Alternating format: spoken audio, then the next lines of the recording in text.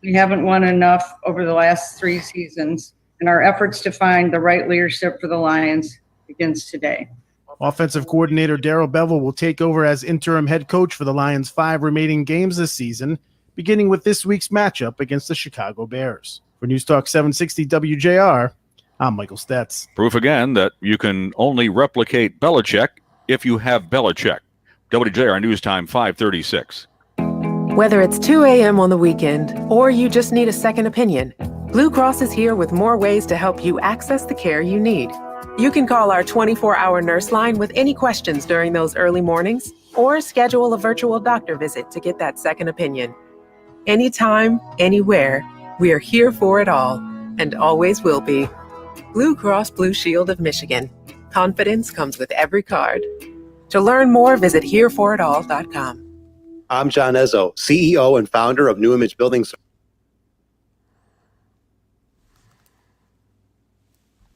Can't afford to have it happen again because what's up, Stats? Cleanliness and disinfection. Join other Michigan Blue I don't know if he can hear us. He's working on it. He's working on it. Stats, can you hear me? Fully operational. Let's design a plan for your business today. Call New Image Building Services at 586-465-4420. What's that? Megan's son Hadley was diagnosed with autism, but she knew immediately what to do. Start with Stats, can you hear me? Therapy as part of the arts program at Oxford Stats. Hadley has been under ABA therapy, Kevin can hear me, yeah. Therapy, neurofeedback, and underwent genetic testing and nutrition coaching. I have noticed when he does all of them together, Stats. it's like he has these huge leaps and bounds. It's like can you hear us? Hyperbaric makes it stick. Megan, what are some of his improvements with hyperbaric oxygen therapy? He can now feed himself. His rigidity has gone down a ton. He's calmer. He is using his words so much more appropriately. I see him having so much more independent behavior and not Stats, can you hear us? what he sees. I am most impressed by the language and his understanding it. And how does that make you feel? I'm going to go with no. I'm going to say no. In Brighton and Troy, call 248-486-3636 or visit I don't know. Oxford Recovery Center. We're coming up right here. Yeah. We'll figure it out here. I'm Dick Hafner, WJR News. And now, here's Kevin Dietz. From the great voice of the Great Lakes, this is Paul W. Smith on WJR with Kevin Dietz filling in for Paul.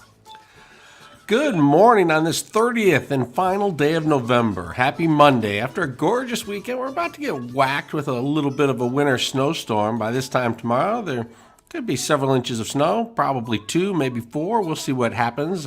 But that'll be coming a little later this afternoon, this evening, and through the night. The morning team roundtable has assembled. Dick Hafner, good morning. How are you? Good morning, Kevin. I am peachy. I couldn't be better. 100%. Exactly as I expected. And Dave Rieger is in for Ann today. Dave, how are you? Good, Kevin. How are you? Your Broncos didn't get many points last night. Thank you. Yes. Yes. Yeah. No quarterback kind of does that to you sometimes. Yeah. That'll happen. Yeah. And Michael Stetz is in doing traffic and weather. Michael, how are you? Good morning, Kevin. How are you? I'm doing great. Mike, are you ready for the snow? You got your scraper in your car ready to go? It's been pretty nice the last few days. Yeah, it has been nice, but I'm not ready for snow. No. Well, it's got to come at some point, right? And it's Michigan, and it's really no big deal. Throw the hats and scarves on. Hey, Dick, do you think this is one of those first storms that is going to get hyped up on TV, but isn't really going to hit us too hard? No, I think it's going to be a really, really good storm. I mean, good, very relatively speaking. I mean, it's going to be good, bad. Yeah, good, bad. There'll be some real stuff there. No, I think it's going to be pretty big. A double whammy. Lots of snow blowers ready. It'll be maybe the first day people aren't complaining that they can't go out during the lockdown. Oh, yeah. Well, fortunately, there's so many people working at home that, the traffic won't be quite as bad. But if you have to be out there, we all know what happens in the first snowfall. Even though we're in snow country, we know how to handle it. The first one it always seems to be the worst. Yeah, I read a study that the media overestimates how many people are working from home. That really about 60 or 70% of people are actually going into work. Dave, you drove in today. What's it look like on the roads? Well, I guess in the morning not so much, but what about when you're heading home? Yeah, it's not bad. It seems to be a little bit busier, but it's not terrible at all. And I don't think that we're going to get as big of as a snowstorm as people think. Usually when they say, "Oh, it's the Death Storm 2020," it's not usually as bad as they say. So I don't think it's gonna hit us that hard. All right, now I guess I'll be persuaded by Dave. He's better at betting and working the odds than I am, and so I'll go with him. What is Vegas coming in on the over and under here? I know when I go online and I look at the weather map that the TV stations have, they were saying 4.6, 4.7, numbers like that all around the area. I usually just take about 2 off of that, shave that in about half, and then see what happens. But they have pretty good equipment. They're pretty accurate most of the time.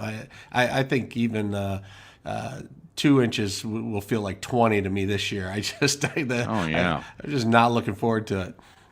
Yeah. Well, east of us and just to the south, they're really going to get socked. Yeah.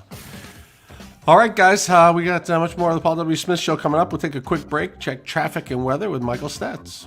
This report is sponsored by Compassion International. We're all feeling the weight of COVID-19, but for kids in poverty this Christmas, things are desperate. Bring joy to a child when you make your special year-end gift to Compassion International. Just text GIFT to 83393. That's GIFT to 83393. In Wayne County, an accident on 75 southbound at Mac Ave Avenue that has the right shoulder blocked. In Oakland County, on 13 Mile eastbound before Evergreen Road and Southfield Road, that's closed due to road construction scheduled through early in December. I'm getting an echo in my ear. Sorry. Now, WGR weather for... Now, WJR weather sponsored by Operating Engineers 324. Operating Engineers 324 run the heavy equipment that's building Michigan's roads. Remember to slow down and pay attention in work zones for the workers' safety and yours. OE 324, we build, we operate, we maintain. Visit OE324.org. Winter weather advisory kicks in 3 o'clock this afternoon until noon tomorrow. A little bit of light snow in the forecast. Could get slick tonight and tomorrow. Today, probably just rain and snow showers, transitioning on over to snow showers for the afternoon. Gusty winds, 42 and falling temperatures today. Overnight tonight down to 27, so snow will stick. 1 to 3 inches of snow possible on gusty west-northwest winds. Snow showers Tuesday morning should dry out and windy in the afternoon and cold with a high of only 34. From a Weather Channel, I'm meteorologist Ray Staging on News Talk 760 WJR. It is 5:43 on this Monday, November the 30th. Let's check in now with Rush Limbaugh. Millions of Americans are still forced to separate their garbage from their recyclables, but more and more cities are now sending all the garbage in one big pile to the landfill. After 50 years of lecturing us and pressuring us and demanding that we recycle everything to save the earth, cities are trashing their recycling programs because they're too expensive. One reason is the Chi-Coms. The Chi-Coms used to buy all of our recycled stuff, but they got tired of all the garbage that was mixed in. So in January 2018, they stopped importing our junk. Another reason recycling programs are biting the dust, they never made financial sense. Big trash haulers used recycling as a loss leader to snag the accounts they really wanted, carting everyday trash from residences and industries. But now they're raising prices like corporations used to pretend they believed in global warming because they knew their customers did, but they never did. Now, without China's money and with haulers charging more, recycling has become a luxury cities cannot pay for. When cities were pushing recycling as a sure way to save the earth, they said we couldn't afford not to do it. Now those same people say we can't afford to do it. So adios recycling. It doesn't matter because according to Alexandria Ocasio-Cortez, we only have 12 years to live anyway, so trash it all, folks. It's not going to matter in 12 years. Live it up.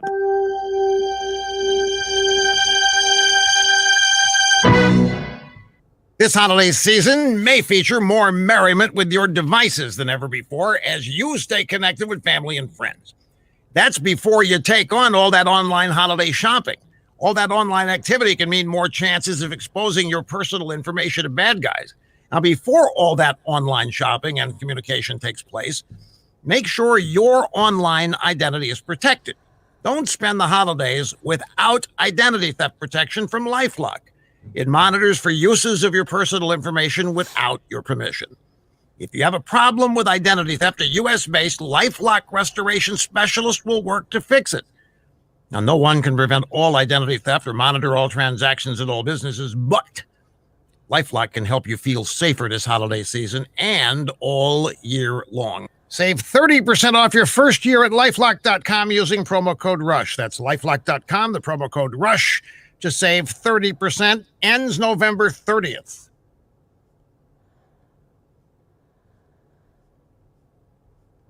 Guy Gordon here, and now is the time to learn and save. When it All right, I think we're trying to work through some things. Work through some stuff with Stats. He seems to be getting an echo. Yeah. Well, good morning to everybody out there on Facebook. Here you go. Patrick Mark likes and- your Christmas decor, Kevin. Mark and Bob and Bill, and yeah, I've given up on after last week's Wi-Fi mess. I've moved from my back bunker to the main room, and I'm just gonna let the dog and the kids and the people run wild through the show. annual election period is here. Bring Seth so back do in, not see if he's wait. working. Get informed. Yeah, he should be and fine receive now. Your local guidance today. All right, we'll see if Mike can hear us. I know his your microphone's muted and stuff. There we go. Senior Health Medicare. Okay, we can't hear you though, Stats. How about now? There you go. There he All is. right. Hey, Forgive me, I'm not at my best at this hour, Kevin. That's all right.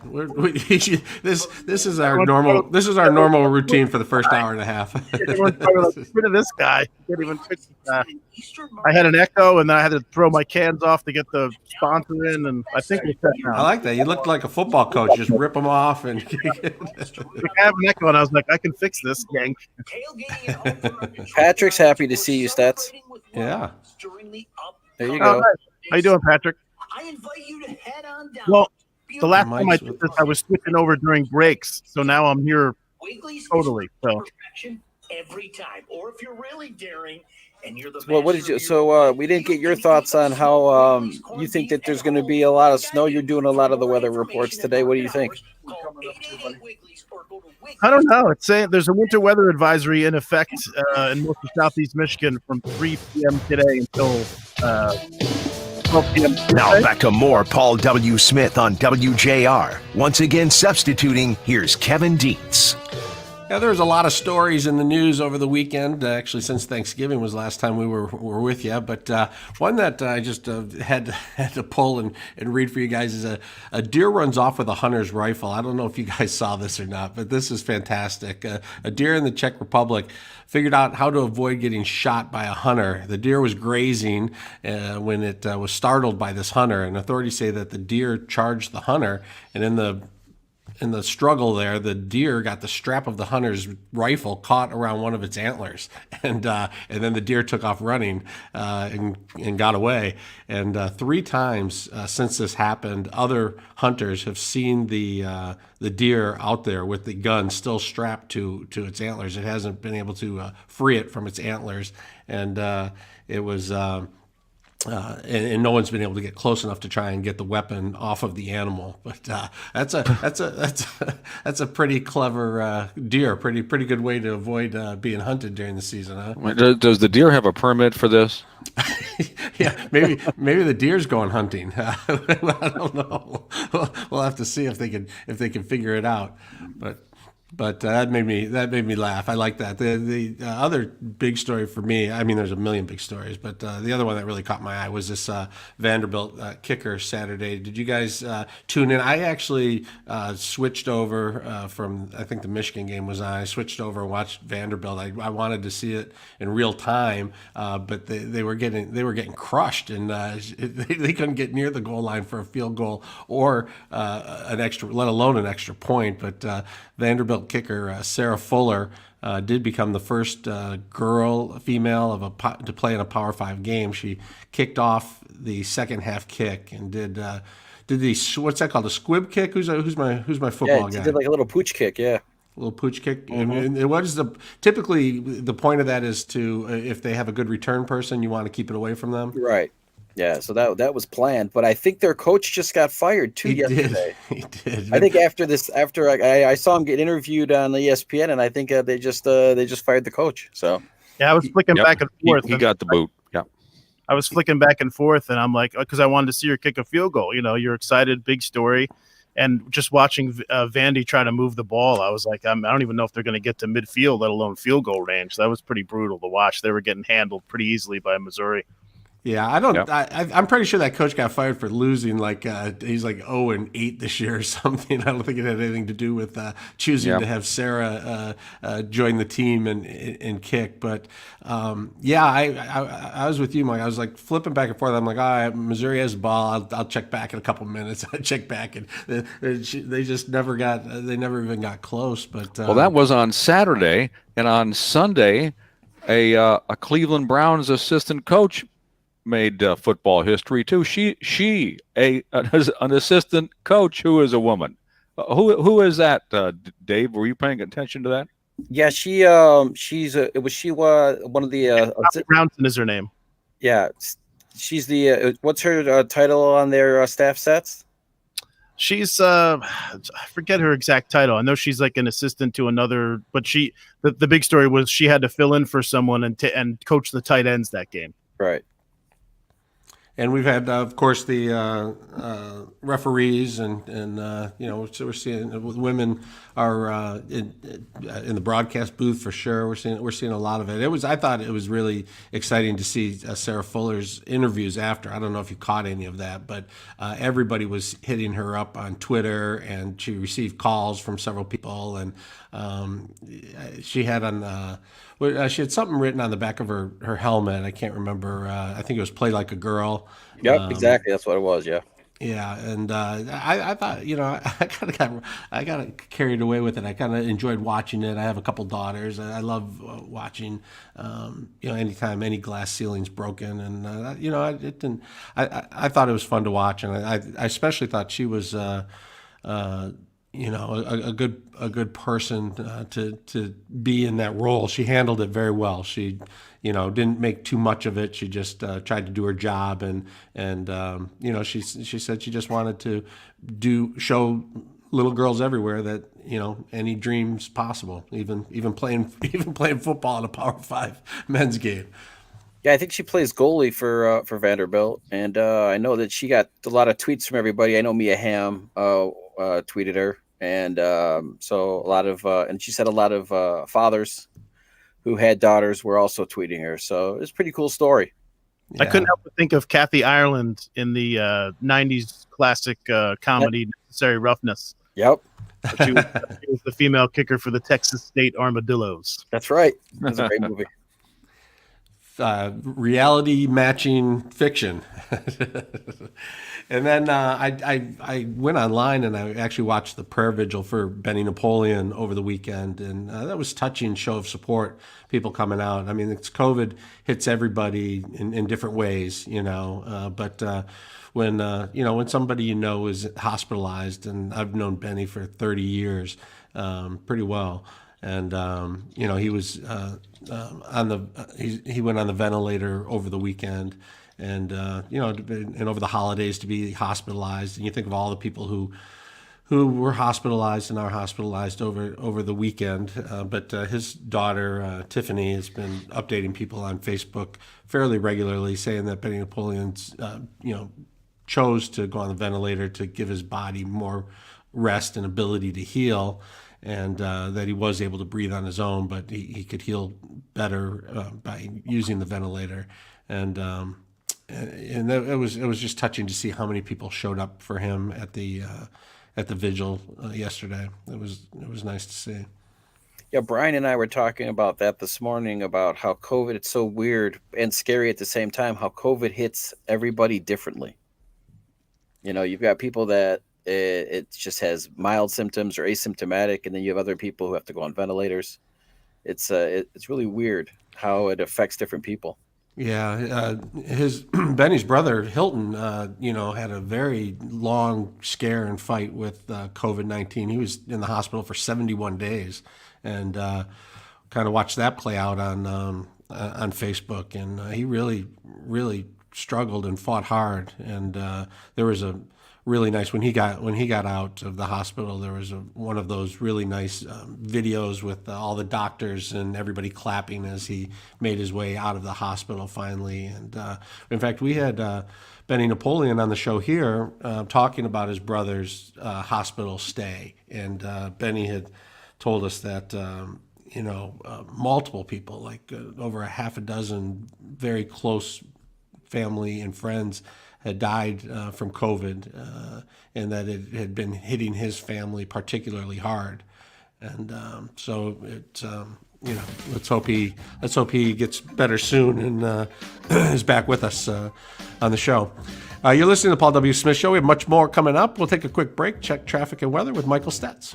This report is sponsored by Compassion International. We're all feeling the weight of COVID-19, but for kids in poverty this Christmas, things are desperate. Bring joy to a child when you make your special year-end gift to Compassion International. Just text GIFT to 83393. That's GIFT to 83393. Downtown in the city, the on-ramp closed right now on 75 southbound at Werner Highway. Due to construction, that is scheduled to be closed through December 14th. And in Wayne County, an accident on 75 southbound at Mack Avenue that is blocking the right shoulder. Now WJR weather first from the Weather Channel, sponsored by Clarkson Window and Door. Over 31 years in business, over 450 combined years of experience installing windows. Trust the specialists at Clarkson Window and Door. Act now to take advantage of 31% off installed windows, doors, and garage doors. 248-338-6781. or clarkstonwindow.com. Rainy right now and rain mixing with light snow for this afternoon in the Motor City, a high of 41.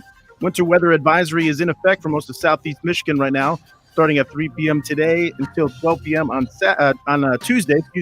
Right now it's 38 degrees. I'm Michael Stetz, WJR News in 2 minutes.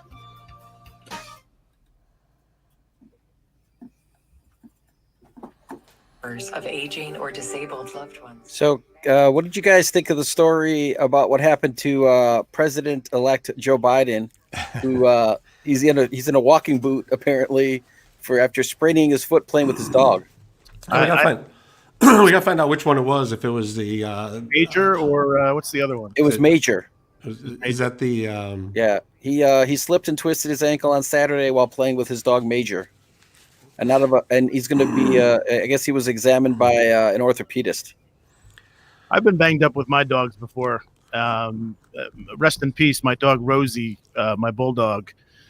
When I lived in the city back in Astoria and Queens in New York, I would take them to the park, my two bulldogs, my other one, Maui. And there's just so much action in the park that if you're looking at your phone and you're holding both dogs, someone's going to see something and tear off in the other direction. So she almost injured my shoulder several times, almost pulled me over, knocked me down. So I felt for Biden. I was like, I've been there. I've been twisted up by my dog. First thing I thought of was when Bill Clinton tore his leg up when he was hanging out with that golfer. I think, was it the shark? Who was the shark? Greg Norman? Greg Norman. Yeah, Bill Clinton went to see Greg Norman, and when he came back from the weekend, he had he was in a boot and had a torn leg, and everyone was trying to figure out, is there more to the story? What happened here? And I was wondering what Joe Biden was up to with Hunter over the weekend, or if it was a cover story for maybe he was out dancing over Thanksgiving, but. Yeah, it doesn't take much to find yourself in a boot. As you get up there in age, one little misstep, and you can rip it up pretty good. No, Patrick, I don't think that Major has tweeted a statement yet on the injury to President-elect Biden. We're gonna have to put Major the dog under oath to see what he witnessed. I wonder if the dogs get their own Twitter account. That'd be fun. They do. They already do. Yeah. Oh, they do. That's great. For sure. That's hysterical. Yeah, Major, and I can't remember the other dog's name, but they definitely have their own Twitter account, and Governor Whitmer's dogs have a Twitter account. Lots of animals have Twitter accounts now. Lots of animals have their own like little YouTube channels and probably TikTok channels too. Champ, that's the other dog's name. Major and Champ. Major and Champ. Our crack research team has knocked that down. Have you? Did you get up early this morning, Kevin, and start shopping? Today being Cyber Monday.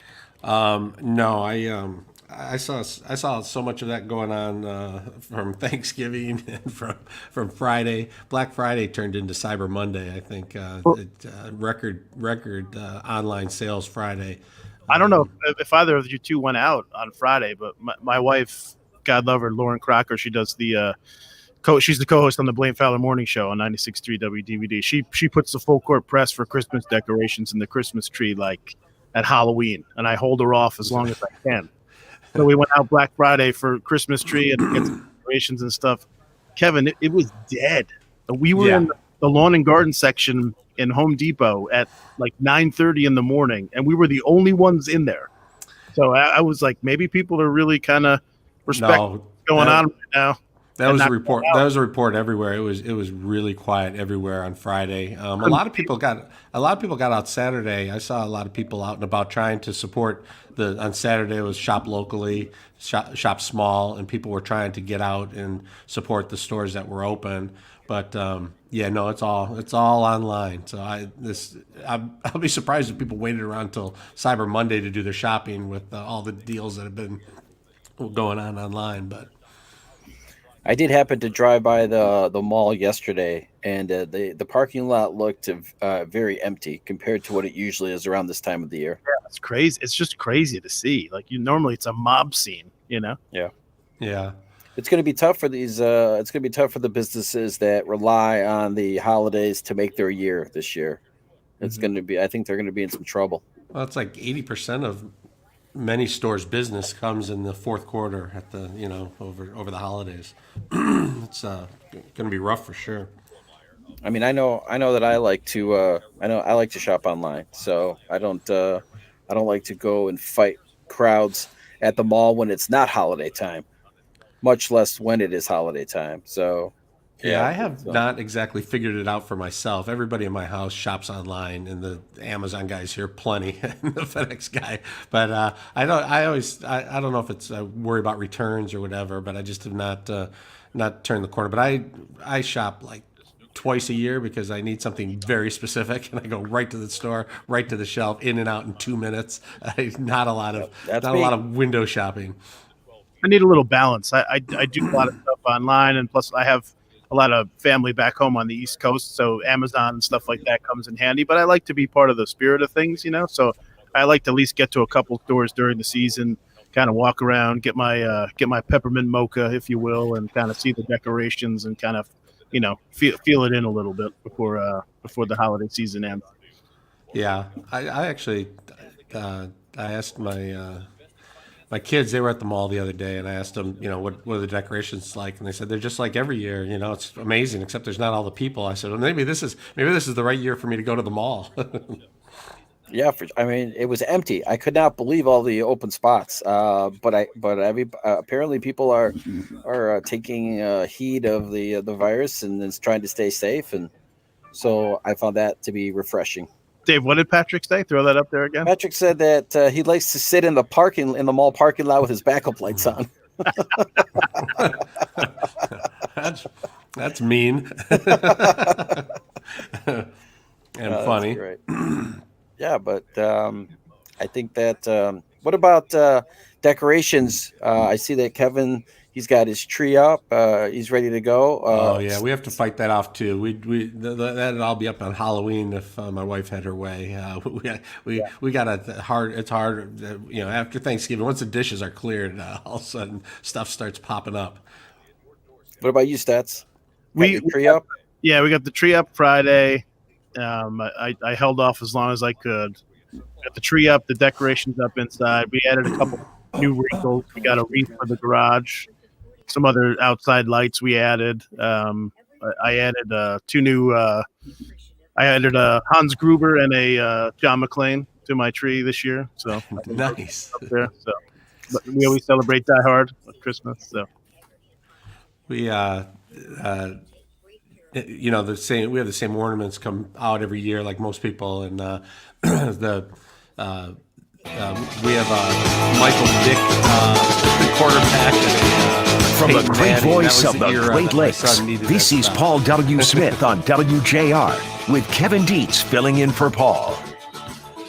Good morning on this 30th and final day of November. Happy Monday. The round table is assembled, and guys, the story of the weekend has to be the Ford family pulling the trigger on Matt Patricia and Bob Quinn. They are out with the Lions.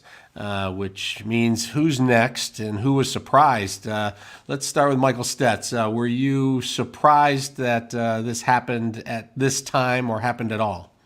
I was not surprised at all. And Patricia's been on the hot seat for a couple weeks now. And that loss to Carolina, that dropped into 4-6. They got shut out 20-0. So that really started to crank up then. Then they got embarrassed, humiliated against the Texans on Thanksgiving. The only thing that surprised me was it didn't happen Friday. It happened, or Monday. It happened Saturday at 3 p.m. in the afternoon when I was just about to go to the store with my wife. Took my jacket off and went back in the house. So that was the only surprise to me.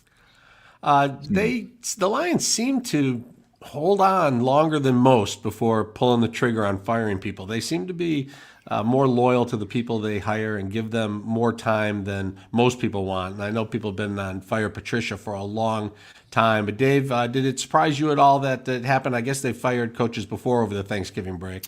It did surprise me. The Forge do not usually pull the trigger in the middle of the season. I think the last time was, Stats, you told me was it Mariucci? Yeah, Mariucci back in 2005.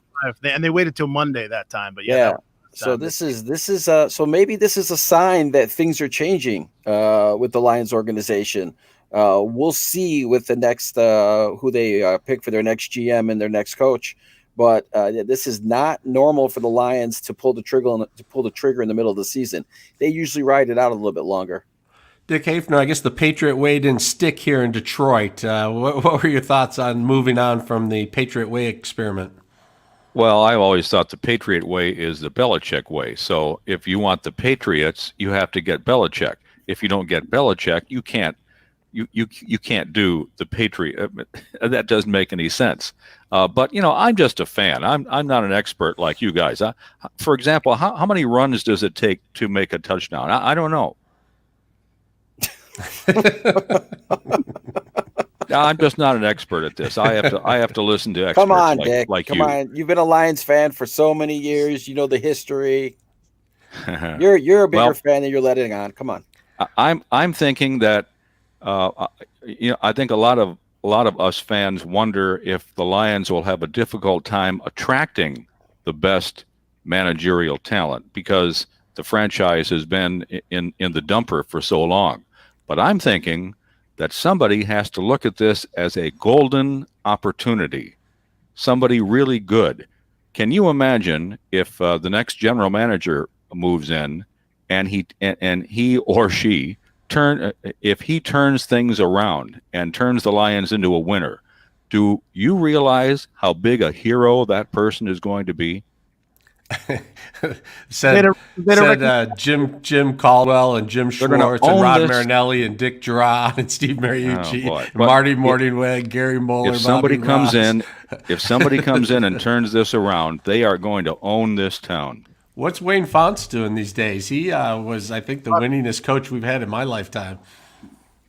I think he's enjoying. I think he's enjoying himself down in Arizona or somewhere. He also is not a winning coach though. I looked it up. He was 66 and 67. Wayne Fontes.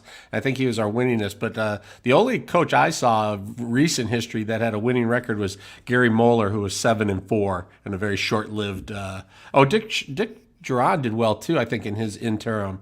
I think he was like 5-1 or something like that. No, he did not. He was like 1-4. 1-4. That's right. That's right. I think the last, you have to reach back a while to find a coach that had this team in the playoffs for a number of times. You're talking about Monty Clark, and then going back to Joe Schmidt. Those are the two top coaches in recent century memory that had any success. Monty Clark was the more recent of those two, and he was 1978 to 1984. So you're going back a bit to find some. That's what you have to do. Success. There's a lot of love for Jim Caldwell online though this weekend. After you watch the social media and everybody was pretty much done with Matt Patricia, but a couple of years ago, everybody seemed pretty much done with Jim Caldwell, and now looking back, people think maybe he was better than we thought. I think they had trouble getting over the hump with Jim. They had 2 playoff appearances, but I think the two of them together, it's kind of interesting that people are talking about that now, because I don't think there's anything wrong with shooting for higher than what they were with Caldwell. It just didn't work out. That's really what it comes down to. They just didn't get the right guys. So how long do you give a coach to do this? I mean, in college, you're sort of like, well, you got to recruit your own guys. It's going to take 3-4 years, 5 years maybe to get all your people and all your system. How long does an NFL coach get? And does consistency count? If you're there for 10 years, do you have a better ability to get to where you're trying to go? It's ultimately just a results business. If you don't win, you don't hang around for long. Whether you're a quarterback, a head coach, a GM, it's all results based business. And they get usually the first year into the second year. Sometimes they pull the plug after 1 year. I mean, if you look through the scope of the NFL coaches, look at Arizona. They had he's out 1 year, then they got rid of the quarterback they drafted, hired Kingsbury, and brought in Kyler Murray and got rid of Josh Rosen. So it depends on the organization and how quick they're willing to pull the trigger. We're definitely a what have you done for me lately society. So with the era of free agency, they expect the new coach to win quickly, so they're not going to be happy if they don't. Do you let someone go? Is there timing to it? Are you just fed up, or do you realize that a really good coach is available out there, and you want to get in line to try and get the best available coach? I think there's definitely timing to it, without a doubt. Because if you look at this year, there's going to be several coaches, several teams looking for coaches and GMs, and the Lions may not get their first pick. So that's part of it too. Sometimes you don't end up with the guy that you sought out. Sometimes you get your second or third choice, and you have to live with it. So there's part of that equation too. If I remember, Patricia wasn't the Lions' first pick even. I don't believe so, rather, no. I think they were after the guy from Arizona, if I'm not mistaken. Yeah, plus Mike Vrabel was out there, Frank Reich. There were several guys that are doing well. All right, well, Darrell Bevel for now, and then we'll see who becomes the permanent coach. But Darrell Bevels. we will be watching. He's a part of our Lions history after he gets his first coaching debut in on Sunday. You're listening to the Paul W. Smith Show. Much more coming up on this Monday, November the 30th. Right now, let's check traffic and weather with Michael Stetz. This report is sponsored by Compassion International. We're all feeling the weight of COVID-19, but for kids in poverty this Christmas, things are desperate. Bring joy to a child when you make your special year-end gift to Compassion International. Just text GIFT to 83393. That's GIFT to 83393. Downtown in the city, the on-ramp closed right now on 75 southbound due to construction at Verner Highway. That construction scheduled through December 14th, so plan on delays.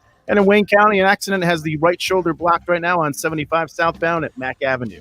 Now WJR weather first. From the Weather Channel, sponsored by Michael Perna and the Perna Team Realtors. Worried if this is the right time to sell your home?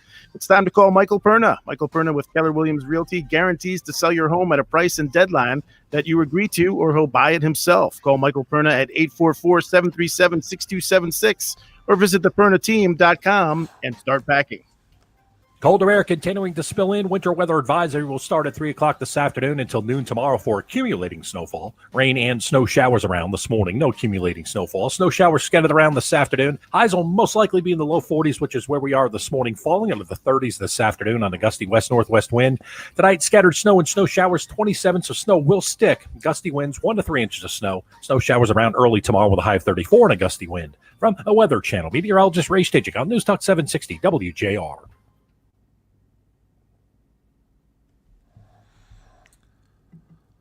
From the Straits of Mackinac. It's time 2-year turnaround, Mark says. All right, your first guest is on hold there, Kev. All right, sounds good. Original Nordic Fudge.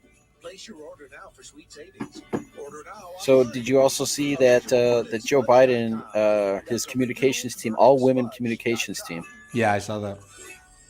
Yeah, that's pretty interesting. I'm John Izzo, president and founder of New Image Building Services. California sets a record for hospitalizations, and Dr. Fauci's warning of a superimposed surge with the virus updates.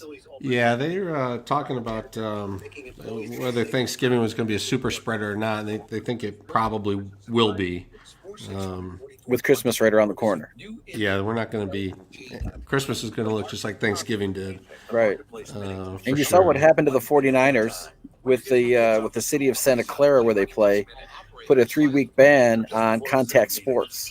Oh, really? So they have nowhere to play and nowhere to practice. They have to go find a different stadium to go play and go practice because they put the ban on. So tell me about what happened with Denver. I was trying to read about it and watch it. There's 4 quarterbacks out. So what happened with Denver was Jeff Driscoll, ex-Lions backup quarterback, he got COVID on Thursday. Cameras picked up in the Denver Broncos facility that the 3 other quarterbacks, Blake Bortles, Drew Lock, and the backup, Rippon. Not Mark, it's his nephew, Brian, whatever his name is, Rippon. They all were in the facility not wearing masks with Jeff Driscoll. So the NFL said that they were, due to contact tracing, they were in super danger or whatever of getting COVID. So they were sent home, the facility was closed, and they were ruled out for Sunday's football game. Now, they didn't announce this until Saturday afternoon. The NFL says, you guys were that's Great Lakes at uhy-us.com. Come back in the next break. Now back to more Paul W. Smith on WJR. Once again, substituting, here's Kevin Dietz.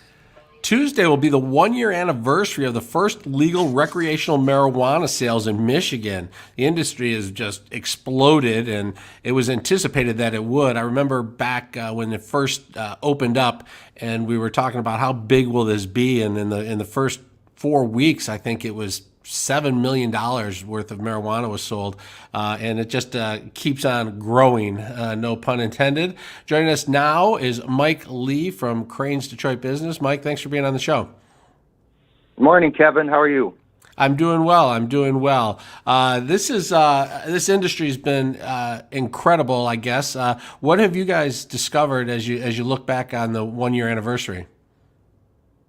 Yeah, it's an interesting thing. We did to look back, like you said, that first week. I was actually out and about in Ann Arbor the first day that the handful of pot shops in Ann Arbor opened, and there were lines, hundreds of people deep.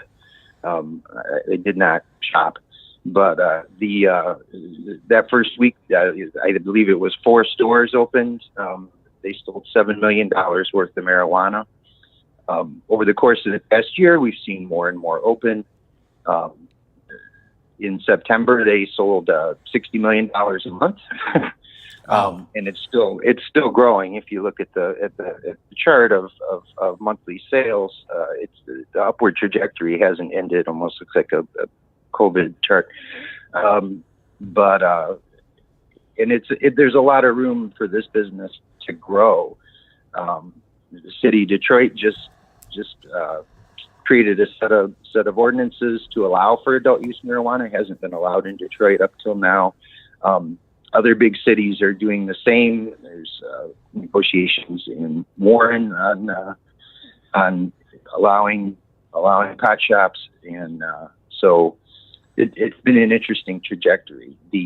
Back in the spring when the coronavirus first started spreading and the lockdowns went about, there was concern among people in this business that people might have less money in their pockets and not be able to spend. That turned out to not be true. It was probably the business was probably helped along by stimulus checks and people looking for something to do, I think. has been an interesting ride for this business. Most of at the time it launched, there were a lot of concerns about whether there would be enough supply. Most of that hasn't really, have been some hiccups, but most of that hasn't happened. It's been a pretty smooth rollout. Yeah, there were concerns about security too. I remember talking about a couple different things. One, they had to figure out how to transport the marijuana and keep it, at whatever rules and regulations it required. The other thing they were kind of concerned about was just trucks getting robbed or stores getting robbed, and we haven't heard a lot of that. I was at a summit. A business summit on cannabis, and I was surprised how many industries it just hits. I mean, from real estate to insurance to the local stores. I mean, it is really a massive business industry. Absolutely, it is. Absolutely, it is. And the next thing we'll be watching is how it rolls out in Detroit and other cities. Detroit took its time on creating an ordinance and intended to help minority-owned businesses and people who've had prior marijuana convictions. We'll see how that works out. Yeah, so first year, I think they've met pretty much all of the business expectations that they were trying to reach, and then some. You guys are also working on a story on the bond, the $250 million bond that was passed in Detroit for demolition money. What's happening there? Right, Detroit voters voted in November to allow the city to borrow $250 million by selling bonds to knock down blighted homes at a time when the city budget is really strapped because of the COVID crisis, and that will go to demolishing decrepit and falling apart homes, blighted residential areas. We decided to look at the other side of the coin, which is commercial demolitions. The retail strips that are falling apart, or old industrial buildings. And one of the things we found is that portion of it has declined drastically in this financial crisis. The city had planned to demolish 300 commercial buildings this year. It's only done 48, primarily because of a lack of money for this. And the problem is that the bond issue offers no help. That money is earmarked specifically for home demolitions, residential demolitions. The city's torn down more than 750 structures since 2014, but there are still roughly 4,500 blighted commercial structures left. So yeah, we hear. I mean, we hear. City's left with this other problem that there isn't really a mechanism to fix. Yeah, we hear a lot about the houses and the numbers that are being brought down and how it improves the neighborhood. But if you're at the end of your neighborhood, you have a big strip mall that's completely in need of being demolished and is just sitting there empty. It doesn't really get you to the ultimate goal that you were trying to accomplish. Well, and ultimately, if you live in that neighborhood, demolition is not necessarily what you want. You would love to see those strips re-energized and have active businesses in there, simply to help it be a functional neighborhood. So that's kind of the problem. The city is using the Strategic Neighborhood Fund, which is funded by private businesses to target certain neighborhoods for that kind of rejuvenation, but that only goes so far. And right now, there is no solution to this crisis with the commercial buildings. There's no money to pay for them to be knocked down. No plan. Not at this point. Wow. In theory, you could do another bond issue. I don't think the city is interested in borrowing more. So at this point, there's not obvious solutions. And you guys are taking a thorough look at COVID vaccines and what's going to happen now. There's been news that they'll be available this coming month in December, possibly. What are you finding out? Are we going to be ready to distribute them? We're coming down the stretch on them. It's pretty clear that the first people will be vaccinated after approval pretty soon.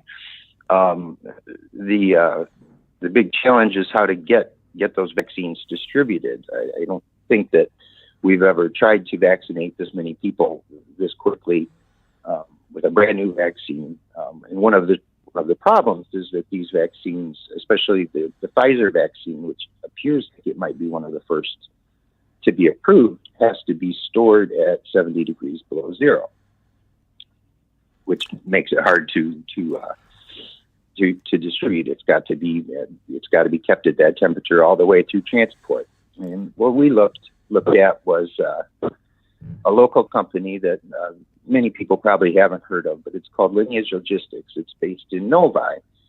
They own freezer space. They own more cold storage freezer space than anyone in the world, mostly used for transporting food. But they do have we asked them, are they looking at this? They said they're exploring ways that they can help with the distribution of the vaccines. There are other companies that do this, but the speed with which this is going to need to happen, we want this to happen, and the needs of keeping the vaccines cold could offer them a role in that. It's kind of an opportunity to look at this very interesting business. It's one of Detroit's fastest growing companies. I see that 90% of frozen food calories in the U.S. pass through its warehouses at some point or another as they're being distributed. And so many people don't really know. So we thought it was an interesting excuse to look at that. All right, and you can read about it in Crane's Detroit Business. Mike Lee, thanks for being with us on the Paul W. Smith Show. Thanks, Kevin. Mike Lee is brought to you by UHY Advisors and CPAs serving Metro Detroit and across the globe for over 50 years. Now let's check traffic and weather with Michael Stetz. This report is sponsored by Dell. We have a special announcement from Dell Technologies. Cyber Monday is officially here. You can save up to 50% on powerful computers with Intel Core processors that'll take your small business to the next level. Call 877-ASK-DELL or go to Dell.com/SP Cyber Monday. In Wayne County, some good news. That accident is cleared from earlier on 75 southbound at Mack Avenue. And in Oakland County, the on-ramp closed right now on 75 northbound at Big Beaver Road due to construction that runs through December 25th. Plan on delays. Now WJR weather first from the Weather Channel, sponsored by Reamer Floors. Shop Karastan's luxury vinyl floors exclusively at Reamer Floors. Luxury vinyl floors by Karastan are better than nature intended. Shop from home at reamerfloors.com or shop in store by appointment. Reamer Floors on Telegraph in Bloomfield Hills. Light rain right now in the Motor City. Rain mixing with light snow for this afternoon. A high of 41 today. Winter weather advisory is in effect for southeast Michigan from 3 p.m. today until 12 p.m. on Tuesday. 2 to 3 inches of snow is expected. Right now it's 38 degrees. I'm Michael Stetz, WJR News in 2 minutes. The only way to beat COVID-19 is to face it. You can't forget the danger. Wear the mask, wash your hands, keep a safe distance, especially over the next.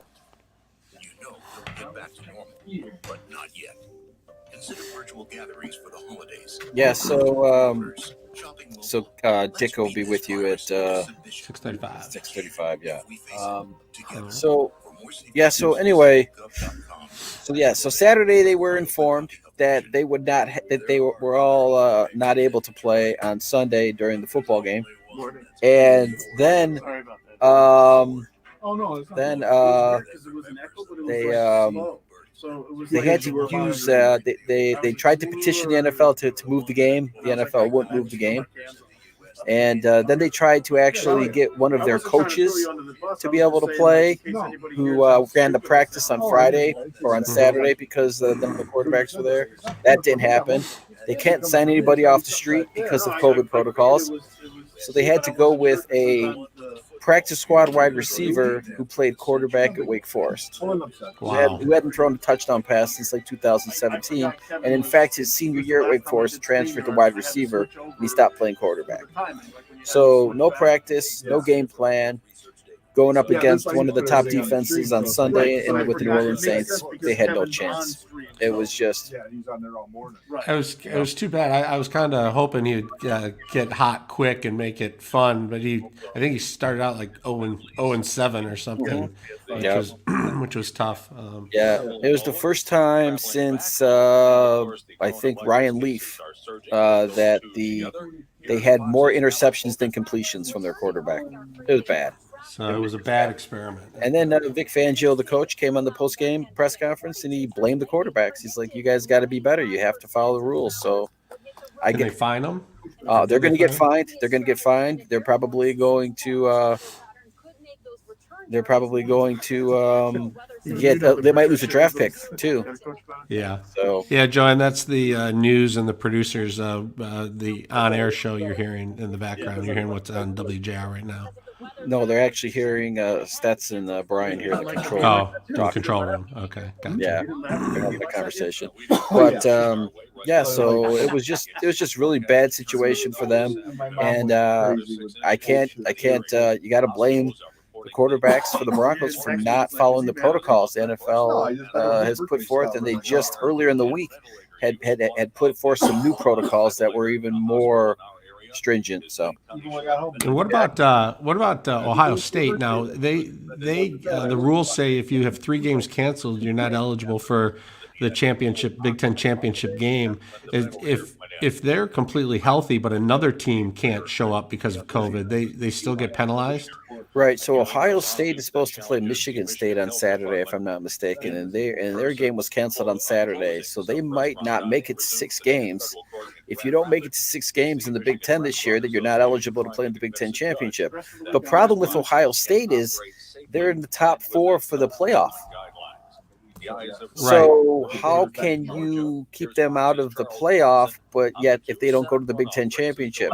The only caveat to that rule is if a bunch of games got canceled in the Big Ten and the average went down from 6 to like say 5 or 4, then it would allow teams like Wisconsin and Ohio State to be eligible. Could college football playoffs still pick Ohio State even if they didn't play in the championship game because they think they're one of the best 4 teams? That's the question. Does Ohio State deserve to go to the playoff if they did not even play in the Big Ten championship game? Even though they're clearly the best team. Correct.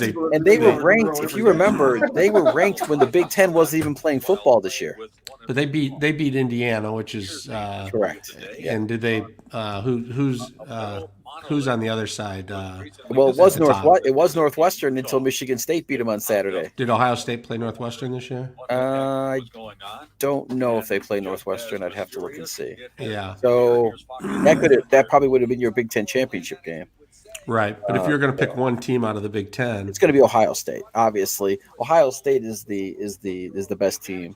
Right, but that'll be tough because I'm not sure. I'm not sure Indiana's going to win out here, and I'm not sure anyone on the other side is going to. Iowa already has a couple losses. Indiana's really good, and they played Ohio State tough, and Ohio State's quarterback had a bad day that day, but Ohio State's really good. Their defense isn't as good as it's been in past years, but they're still a pretty good team. So it'll be interesting to see what happens. I mean, did you see Rutgers take care of Purdue? I did see that. So Rutgers took Michigan to double or triple overtime. They almost beat. They played Ohio State pretty well. I think did they play Ohio State or was that Michigan? No, they Michigan State. I mean, Michigan's probably Michigan's probably going to struggle. Michigan. They're but a huge win for Michigan State on Saturday. Oh my gosh, that win over Northwestern was just great. For the program, the coach, for the kids. Felt really good for Lombardi. Very big win for Michigan State, and that's 2 big wins. They beat Michigan and they beat Northwestern. Michigan basketball went to overtime with Oakland University last night. I don't know if you saw that. I did. Whoa.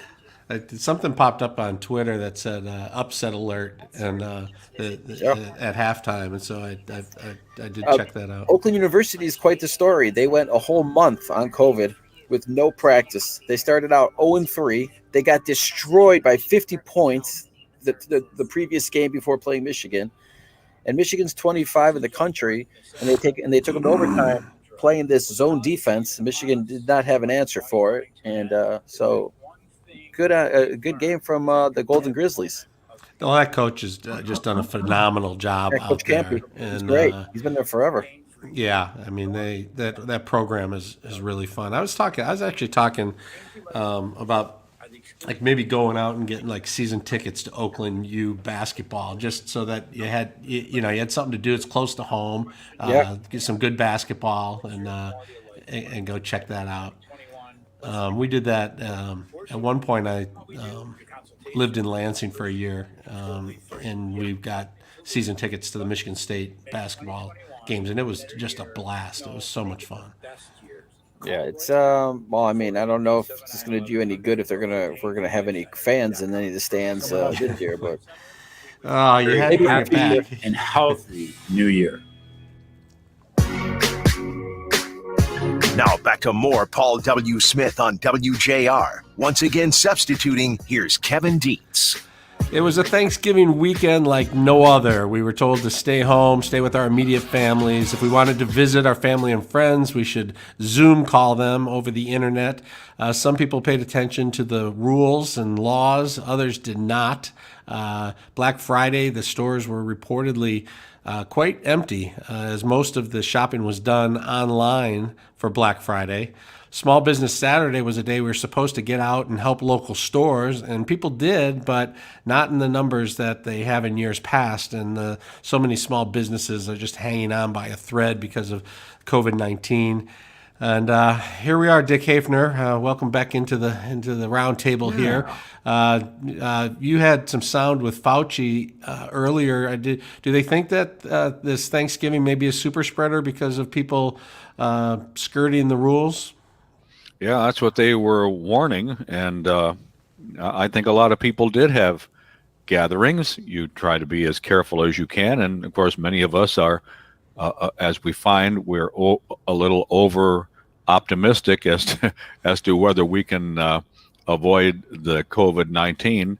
I know I had a small family gathering, but everything was safe and turned out okay. I didn't notice in my neighborhood, at least, any huge family gatherings as I walked and drove around looking for houses that might have a whole bunch of cars around it. I didn't notice any large get-togethers. Yeah, in my neck of the woods.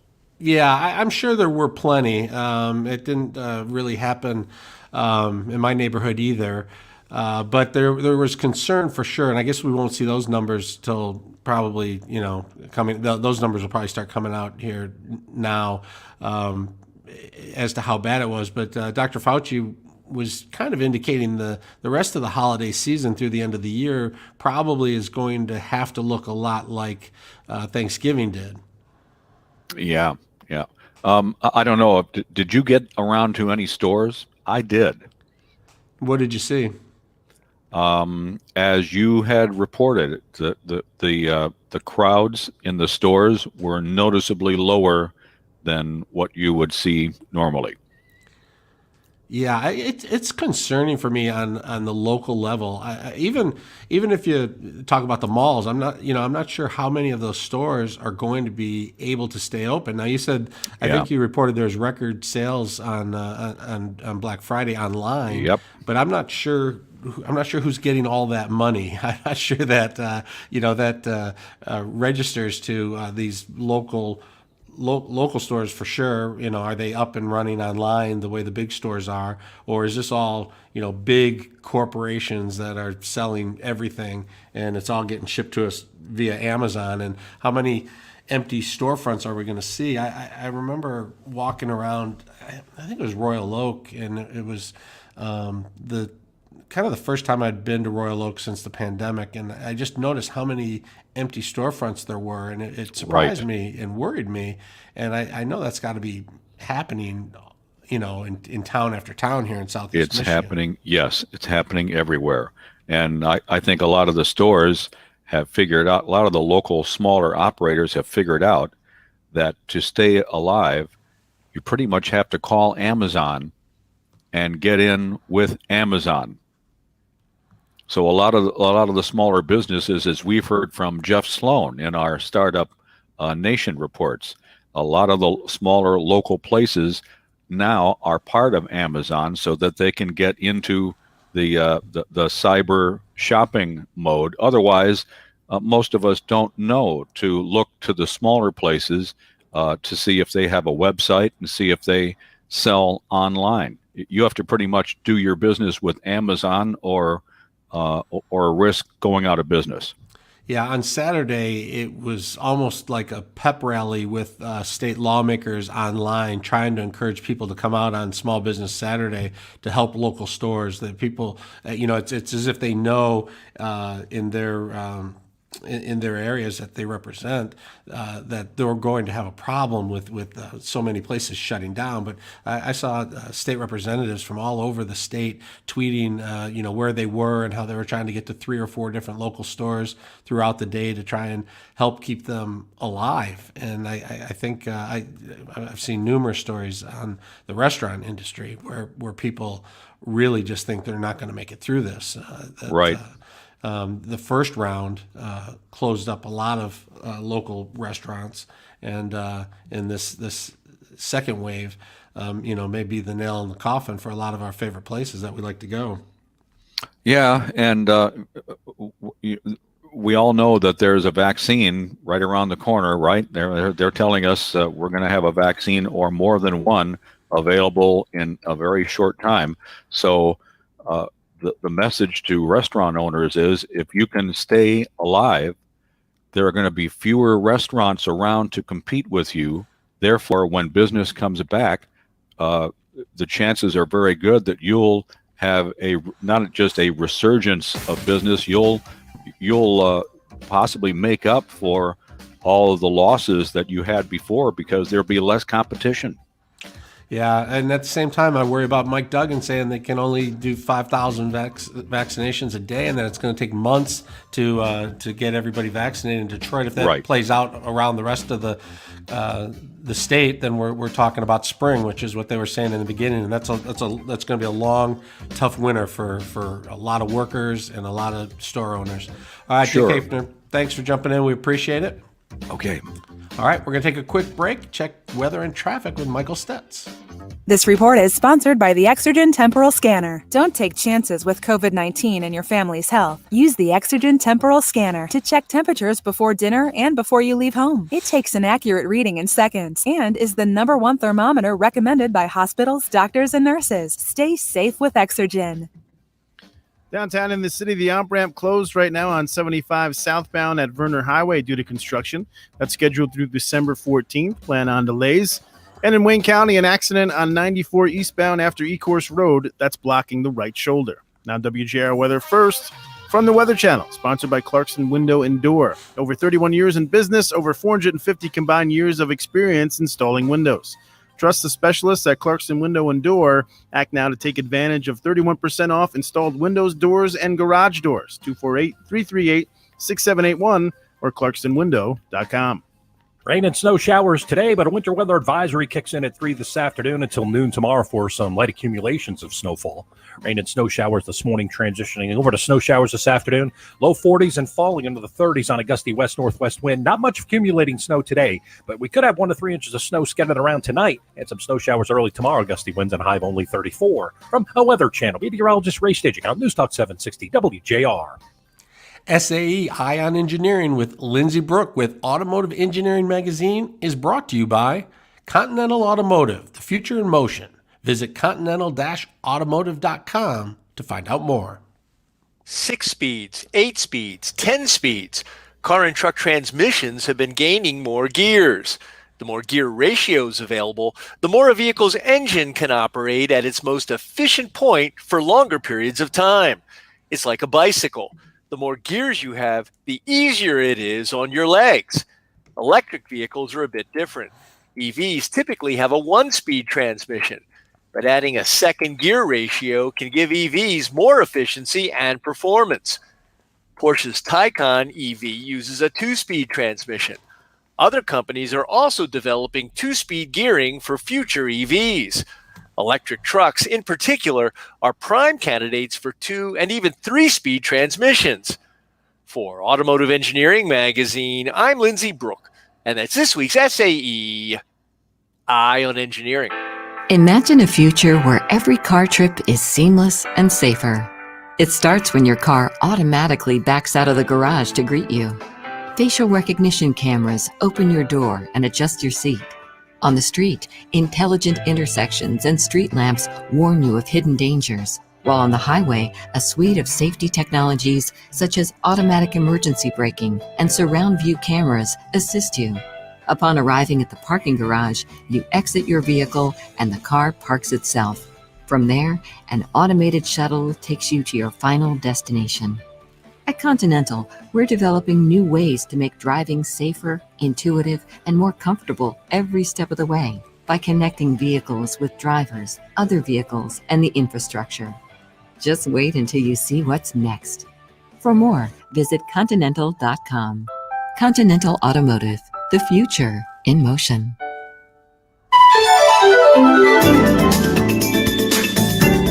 Welcome to Spotlight on Excellence with Wayne State University Associate Vice President for Educational Outreach and International Programs, Ahmad Ezzedine. Dr. Ezzedine, the global pandemic has made a significant impact on international travel and education. Has this environment impacted international programs at Wayne State? Yes, it has. But we at Wayne State remain our students to live and work in a global society. All right, Kev, your next guest is all set. Both of them. All right, awesome. He's got some names I'm going to throw around there for the potential new coach. To do the big job, the job everybody wants until they get it.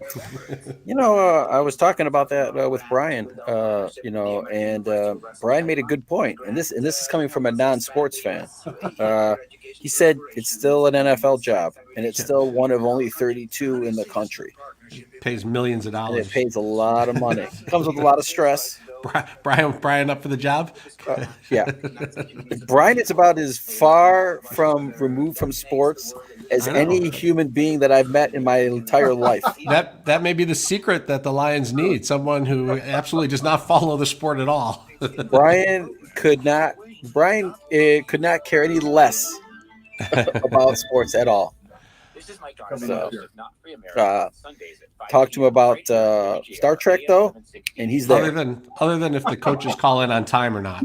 That's right. That's right. As long as the coaches call in on time, Brian's happy. He's good. As long as everything runs smooth on the broadcast.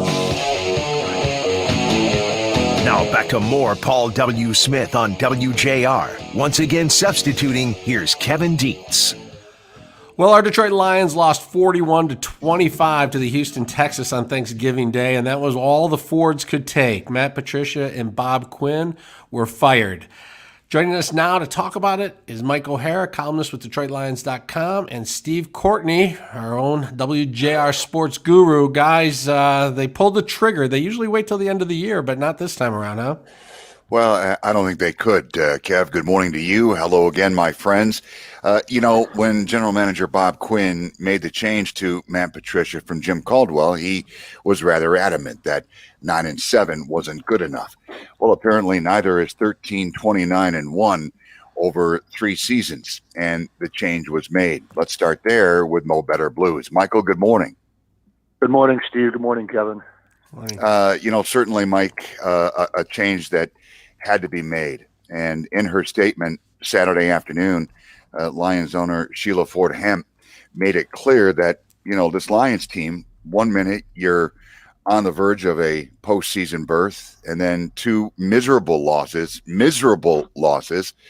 to the Carolina Panthers, and then on Thanksgiving Day to the Houston Texans. That kind of put things over the edge a little bit. No, absolutely. When they beat, and that was my question to her, if she had just seen enough, and she had. When they got to 4-5 with the win over Washington 3 weeks ago, and they've got really two gimmies coming up against the Carolina Panthers, who'd lost 5 straight, and then the Houston Texans at home on Thanksgiving Day, and they blew them both. They couldn't score a point against Carolina, one of the worst defenses in football, and then Houston came in and just absolutely, after the Lions took a 14-13 lead, they outscored them 28-3. 28-3, and that was enough. And I don't know if everybody saw that picture that was taken by the photographer of M Live, the website here in Michigan, of Sheila Ford Hamp with her hands over her face. Yeah, that's never good. That told the story of the season to me, and it told the story of the tenure of Quinn and Patricia here in Detroit, and that was it. And enough was enough. And I honestly think this, and she kind of alluded to this a little bit, this was a message to the fans too, that enough was enough, that they had enough. They weren't just going to ride it out, going to start the process now, and so on they go. Well, it was back in June. Sheila Ford Hamp said she expected meaningful games in December. Clearly, that was not going to take place. Mike, you've been covering this Lions team, obviously, for a long time. You've been through many changes. Were you shocked, social media being what it is, the amount of former players that came out and applauded the demise of Matt Patricia? Including one on the roster right now, too, who did that, too. A little bit. Those were the guys who were here early on. Eric Ebron was one of them, and a couple of, well, not just a couple, but quite a few others. They didn't connect with Quinn and Patricia, right from the jump, and really they kind of piled on. It's a little bit disappointing in a way, but I get it. They felt like they might have been not treated the way they wanted to be treated, and so now they were, kind of glorying in the demise of the two guys. It's why I call it anti-social media. Well, the Jacksonville Jaguars fire their general manager, Dave Caldwell. Things are starting to line up here, and let's face facts there, Mike. When you're looking to replace those you have let go, you've got to make your opportunity as attractive as possible. Rod Wood, according to Sheila Ford Hamp, will remain on in his duties as Lions president. We look forward to our conversation, by the way, with President Rod Wood tomorrow morning on the Paul W. Smith Show at 7:05. I digress. How attractive is this Lions situation for someone to come in? There's a lot of decisions that have to be made. And, Mike, that includes number 9, Matthew Stafford, moving forward. Well, I think it is a good job because they give you a chance to do your job. I had a former player call me yesterday who's sort of interested in maybe getting in on taking a shot at the coaching job. And I asked him, is this really a good job? And he says, really, it's one of the best because they give you all the resources you need and they let you do your job. Now, it's up to them to make it a better job and a better place to work by winning games, and that hasn't happened enough. But I don't think there'll be any shortage of candidates. You've already heard a lot of the names like Robert Saleh, who's the defensive coordinator out in San Francisco, a local guy from Dearborn High, played at Northern Michigan, and really he was in the National Football League as an assistant coach in some role since he was 25 years old, so he really has a lot of experience at a young age. I heard Jim Harbaugh's name, but his name comes up for everything, including just leaving Michigan. And how about this one? My old pal, Chris Spielman, who I do, full disclosure, I do a video with on DetroitLions.com every week. Some people have mentioned Chris coming in some role, at the very least, to help the search for a coach and a general manager. And who knows what happens after those discussions. But a lot going on there, and we'll just have to wait and see how it unfolds. Herman Moore, by the way, former Lion great, Mike, very adamant on social media about Chris Spielman as the general manager. You know Chris real well. I've had some conversations with him over the years. Do you think he would have any interest in coming on board in that position? Yeah, I do. I think he'd have some interest. Now, interest in talking about it and talking it out. And I think Chris would want to do the right thing for himself, for his family, and for the Detroit Lions. And he wouldn't just say, "Oh yeah, I'll do it. I'm coming." He'd want to know. He'd want to explore it thoroughly. It wouldn't be just. I'm just to give you my opinion. I'm not talking for Chris Spielman here, but I think he'd explore it thoroughly and make sure that it fit for him and it fit for the Lions in whatever capacity it was. But he's well aware of. Believe me, he's well aware of the talk about it right now. And matter of fact, I'll talk to him in about 2 hours when we do another one of our award-winning videos Award-winning videos indeed, Mo. Now, Darrell Bevell, Lions offensive coordinator, elevated to interim head coach. He has no head coach experience. He is, mentioned over a period of time, Mike, that he has desires to be a head coach in the league. He has paid his dues, certainly, having success as an offensive coordinator for years. I digress. He has got his work cut out, resurrecting this Lions team down the stretch. 5 games remaining. Up next at Soldier Field with the Bears, who got absolutely pummeled at Lambeau last night by the Packers, 41-25. It will be very interesting, Mike, to see Darrell Bevell's approach moving forward. Well, excuse me, absolutely. He was, in fact, just coincidentally, he was asked 2 weeks ago if he still had desires of being a head coach, and he said, yeah, it's something I'm still chasing. And he gave a good answer. He says, but he said, I've always thought I just do the job I'm doing now, and the rest of it will take care of itself. I really don't see him as a strong candidate. Look, if they go 5-0 or something like that, maybe they'll strengthen it. But I really think they'll go outside this group of coaches to bring in the next head coach. And certainly the general manager, I think, would be hired before that too, and he'll have his own ideas too on who to bring in. Mike, a week ago, as we wrap this thing up, we had a conversation off the air. Obviously, it wasn't looking good for Matt Patricia at that time. But our conversation was, what about Bob Quinn? You take a look at his drafts since becoming general manager. He's had some winners and, he's had some whiffs. Didn't know whether or not he'd have the opportunity under Sheila Fordham to have another coaching hire. We got that answer. Were you at all surprised that Bob Quinn got the Ziggy as well, Mike? Yeah, a little bit. I really was a little bit. I just thought back to his first 2 years here under Jim Caldwell. They were 9-7 both years, and so if you want to make a case for him, okay, he was 9-7. With really a Jim Caldwell, they were not from the same system and all that, and it seemed to work, and it could have worked better. But the other part of it is what probably hung over him more than that was the head coach he hired, Matt Patricia, and it just never worked. And I thought both guys were pretty good guys. And I'm not thrilled that they're gone or anything like that. But the bottom line is, it just didn't work. And as Sheila Hamp said a couple days ago, it didn't look like it ever was going to work anymore. It just enough was enough. And like I said, if you're going to make a defense for him, there is no defense because it's a results-oriented business, and the results were just awful.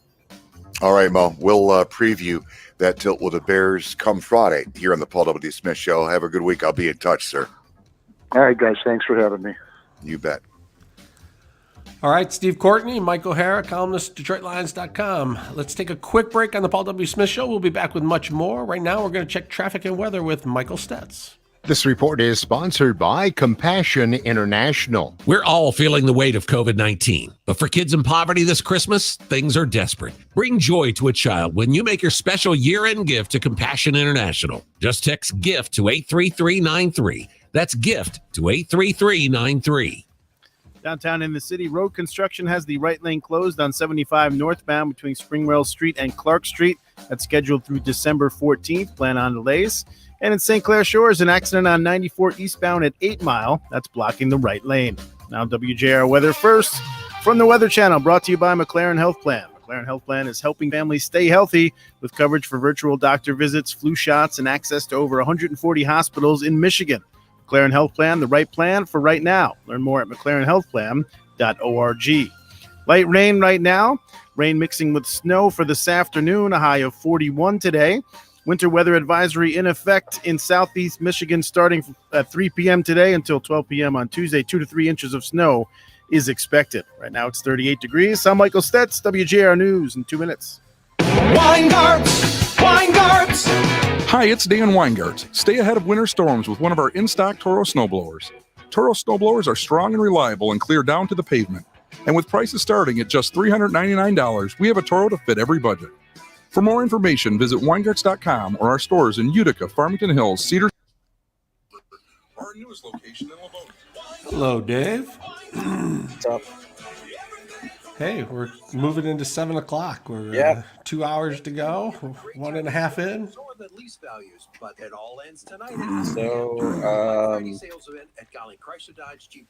another story that I saw is people who have Dish Network for their TV station. They're having another battle with Nexstar that could result in people losing local channels again. I hate when this happens. It's so annoying. Do you ever call your cable provider and tell them what stations you want? They're always pleading with you to do that, to call in and tell them what stations you want. I've never done that. No, I've never done it either. According to Nexstar's website, there's a lot of stations that could be gone: ABC, CBS, Fox, NBC. But this is more on a. Are you still a cable guy, or are you young enough to be a Hulu or cut the cord? So I am a direct TV guy. Okay. All right. And the original reason for getting direct TV was because they have the Sunday NFL ticket.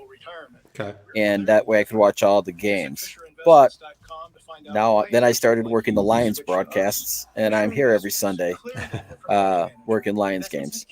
The problem with the streaming and cutting the cord and all the Hulu and YouTube and Amazon and whatever, they still haven't really mastered live sports. And you cut the cord, you get the let's say YouTube TV, okay? You still got to pay for the app to get the local channel to get the game you want anyway. So at the end of the day, you have so many apps you're paying for, it's going to be the same price anyway. So what's the point? In my opinion. What? I don't know. I almost would like for something like that to happen to force me to cut the cord and figure out how to start over, because you can get the local stations with an antenna, right? Yeah, but who's doing that? Who's getting one of these HD antennas and getting just local stations? Well, they're probably built into the TVs now. It's probably not as it's ridiculous. I mean, it's silly. And I know I have a brother who lives in California, and that's what he does. He cut the cord, and everything is. You probably don't have a $300 monthly cable bill. Well, here's the thing. So I don't watch as much TV, and I pay a big bill. My brother's a big fan of Notre Dame football. Okay, right. So he cuts the cord. And he uses my account to be able to watch Notre Dame through the app. Charge him. Send him a Venmo. So, send him a Venmo. $15. I don't deal with Venmo anymore. But anyway, but yeah. So he ran into this problem. So okay, congratulations, you cut the cord. But then he doesn't. He has to borrow, and everybody's borrowing their Netflix account or their Hulu account or their Disney Plus account or whatever, to be able to watch what they need to watch. But until they can get the live sports thing figured out, there's no reason for me to cut it, And I have a decent package, and it's not that expensive. It's only like $140 some a month. Yeah. I look at it this way: there are just some things you're going to pay for. You're going to pay for cable. You're going to pay for gas. You're going to pay taxes. There's just some things you're going to pay for. Yeah, and you deal with it. I have the Big Ten Network and Fox Sports, and it's nice that if when I see on Twitter that something's trending and I want to go watch it, I have it, because I think I have every channel that exists, and it's nice. But I just don't watch that much TV, and then I find mostly the family watches a lot of movies, and then they don't even want to watch the premium channels that I pay for. They want to pay for what's new. There you go. And so then you're paying another $5, every time someone watches a movie. I'm like, what is the point of all this? But I'll be right back. I'm going to go get the guest on the line. I'll be right back. Coming up with Kevin Dietz. For all the latest in investing, finance, and retirement news, tune into The Rich Paul Show, Saturdays at 9 a.m., Mondays at 7 p.m. This Thanksgiving edition, football and financial planning, email questions, and much more, on The Rich Paul Show, Saturdays at 9 a.m., Mondays at 7 p.m. I'm Frank Beckman, and I'm joined by my friend Chris Alberta from Principium. And a lot of people are really concerned right now because we're in this Medicare enrollment period. Chris, you've told me before that people are going to spend, in some cases, $30,000 to $50,000 more than they have to on Medicare in their lifetime. How does that happen, and how do you avoid it? Well, it happens because we are, as a culture, just inundated with information, misinformation, and the salespeople that are selling us these plans are simply not spending the time to show us all the options and specifically show us the ones that are best for us. Michigan retirees, Frank, are hemorrhaging money on Medicare plans that they don't necessarily understand, and they're being sold them by people who really don't care about what is best for the client. In many cases, so much as what the best premium is, the best product, the best coverage level. And there's so much involved in Medicare that needs discussion. When people come into Principium or call you on the telephone, you're talking about doctor care, you're talking about long-term care, you're talking about RX. There's so many things involved. There's so many elements. And let me just put it to you this way. If I was a 65-plus-year-old person on Medicare, I would be desperately trying to find the one plan for myself, maybe for my spouse and myself, that could be and should be the option for the next 10, 15, 20 years of our life, rather than jumping every single year through all these hoops, finding the next best plan or having rate increases that are driving me crazy. It's criminal what's happening out there with the lack of information. Most people should be on plans that cost somewhere between $0 per month and maybe $50, $60, $70 per month. There's going to be folks who buy regular garden variety Medicare supplements from the big names we've all heard of, but what they should be doing is calling my team and saying, hey, listen, sit down with me for a half an hour, 45 minutes, and teach me how to do this properly. Call Principium and Chris Alberta. 888-800-8949, or go to retirelikefrank.com right away. From the great voice of the Great Lakes, this is Paul W. Smith on WJR with Kevin Dietz filling in for Paul. Good morning on this 30th and final day of November. Happy Monday morning. After a nice weekend, we're about to get hit with a little bit of a winter snowstorm. By this time tomorrow, there could be several inches of snow, probably between 2 and 4 by Tuesday morning. Well, when a Wayne County judge announced 8 months ago that he would be releasing jail inmates in response to COVID-19 outbreak, the plan was that violent criminals would likely stay behind bars and not be released as part of the COVID plan. But investigative reporter George Hunter with the Detroit News has found out that's not always the case, and he joins us now on the Paul W. Smith Show. George, thanks for being on the show. Thanks for having me. I appreciate it. So you did some digging and you found out some violent criminals have been released because of COVID. Well, yeah, and contrary to what was said at the front end of this process, that they said violent criminals, and the judge specifically pointed out that domestic violence offenders would, or he even said those who were accused of it. Now, I looked at, there were 30, I think it was 35 that violent criminals that I know of, because the data I have only goes to September, because that's when I sent the FOIA out. Freedom of Information thing, I sent that out in September, so my data only goes up to then. 27 of those violent criminals had already been convicted. So, and I asked what happens in the process is that Wayne County prosecutors, Wayne County Sheriff's deputies, officials, and the judge, Tim Kenny, the chief judge of the Wayne Circuit Court, so they told us the plan goes, they all, they met and they decided, the sheriffs and prosecutors submitted a list of people that they recommended get out.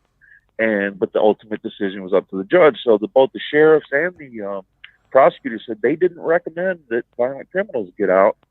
And you've been a journalist, so it's always an itchy feeling when somebody doesn't call you back and you feel you're not getting. But I tried the judge several times. I even checked to see if I had a current number for him, and he didn't call back. So, and he's usually good about calling back. So, he had his reasons for not calling back, and I'm not going to speculate onto that. But my point is, I don't know what the judge was thinking when he said he wants to let these people out. So I can't speculate there. But the fact is they were let out. Some of them committed new crimes. One was a rape. It was pretty allegedly. And the others were one was a break-in. There wasn't anything else violent. I think there were 8 people who had recommitted crimes. Allegedly, they were arrested and charged with having committed new crimes since they were let out. Yeah, so there's people who are in the jail who are convicted of crimes, and then there's people who are arrested and charged, and they're waiting to go to trial. And if they're deemed violent, then typically they won't be given bond, and they will stay in jail until their trial comes up. But if I remember correctly, the prosecutor had put out a press release on one of these people who was released, and they're now charged with raping 3 women at knife point. One of these people who was released due to COVID-19 protocols. Right. That wasn't a press release. That was from my earlier story. Because see, what happened was, I don't mean to jump in and brag, but that was from my story. What happened was I had FOIA'd that stuff. I wanted to know how many they had let out of jail for COVID reasons, and I FOIA'd that way back. I think it was in June. They gave it to me, but they only gave me a few weeks for some reason. They didn't. I had asked for everything up to that point, and so that among the data they gave me was that young man who he was in the jail on a non. Here's the thing: is the 35 that I counted, that doesn't count. I mean, dozens more. I stopped counting after a while. Of how many of those other inmates who weren't there whose most recent crime wasn't violent, but have in many cases a long history of violent crime.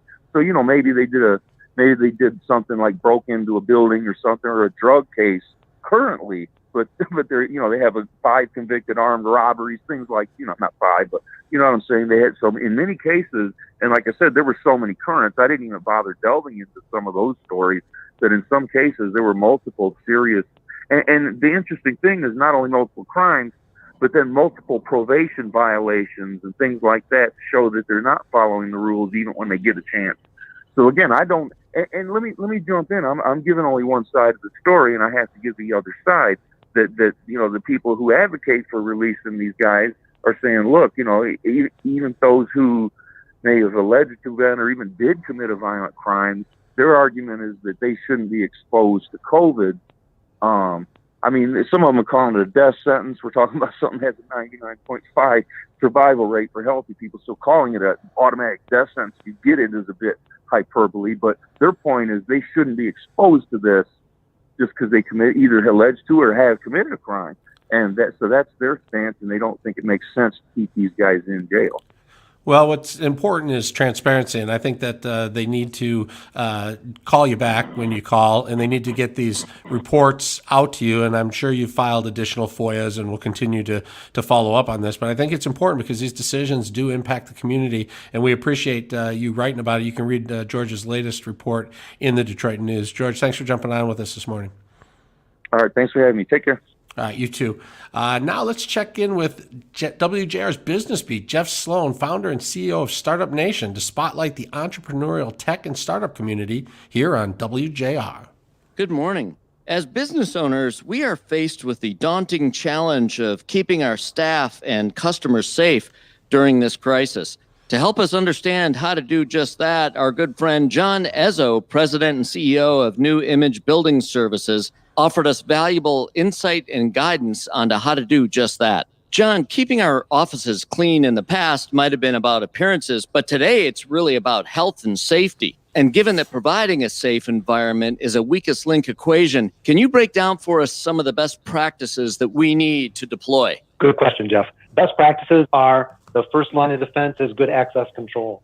Lots of our clients are using like an app on the phone for people to answer health screening questions and travel questions and so forth, and then get the green light cleared for entrance. When they enter the building, they have their temperature taken, of course, depending on their systems, so that the client always knows who's in the building, what time they came in, what time they left. And then second of all is a comprehensive program of disinfection. Touch points, your door entrances, the copy machines, reception desk. Another good best practice is providing stations throughout the building where people can obtain disinfectant wipes or a spray bottle disinfectant and disposable wipes to clean their work surface if they want to, or their phone or their computer keyboard, their mouse. In addition to that, most of our clients are having us go through and do a deep clean and disinfection of the workstations once or twice per week. So with those things combined, the physical, social distancing, the touch point cleaning, the readily accessible disinfection materials, and most importantly, the access control, is providing a safe environment for the folks to return to the office and be productive. Great advice. John Ezzo, President and CEO of New Image Building Services. Thank you, John.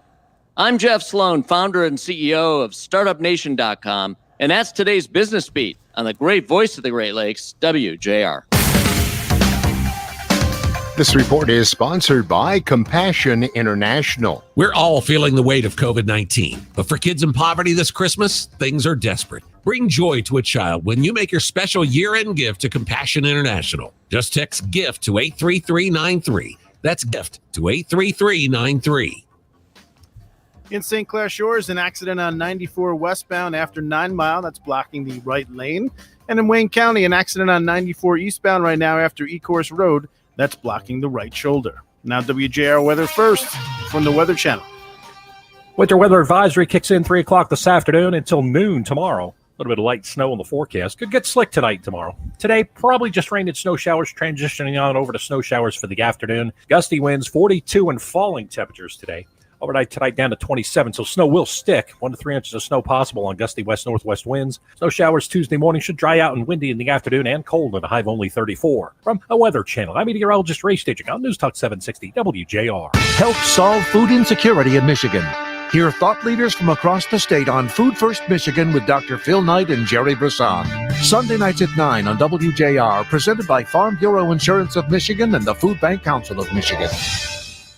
The following is a true story. I had a lady that was in her mid-70s, and I'd sold her timeshare, and that was the lowest I'd ever felt in my life. I knew then that I had to do something to simply not to go to hell for selling timeshare. Chuck McDowell founded Wesley Financial Group to help folks cancel their timeshares permanently. Called her and everybody that I'd sold timeshare to, and I said, this is what I said to you that was a lie, and this is what you need to do to cancel your timeshare. From that point, people started referring friends to me to help them cancel a timeshare, and that's how it all started. I fought the world's largest timeshare. Okay, Kev, your next guest is on the line. This is a kind of a shorter break, so Okay. coming back pretty quick. All right. Sounds good. Thank you. All right. That's what makes us different. Call Wesley Financial Group now for a free information kit. 800-660-1771. That's 800-660-1771. 800-660-1771. Family means everything, and no one knows that better than caregivers of aging or disabled loved ones. That care comes straight from the heart. But during this pandemic, a caregiver's role can be exhausting and overwhelming. Your local area agency on aging is here to support you while you support your family, so you can continue to give them the safest and best in-home care. Whether you're seeking the emotional reassurance of a support group, education and information to improve care, or just a break from your 24/7 routine, your local area agency on aging can connect you to the resources you need. To get started, just visit michigan.gov/AASA. That's michigan.gov/AASA. We're here for you, so you can be there for the ones you love.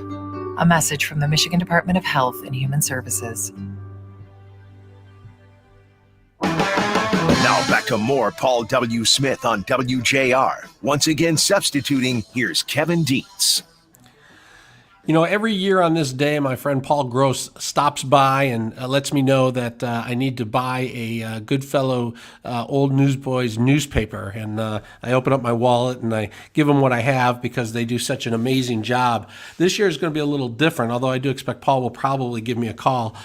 This year, because of COVID, we are going online, and the Old Newsboys are going to try and raise $1 million to help an awful lot of kids. And here to tell us how you can help and what help they do in the area is Darren Carey, Detroit Goodfellow president. Darren, thanks for being on the show.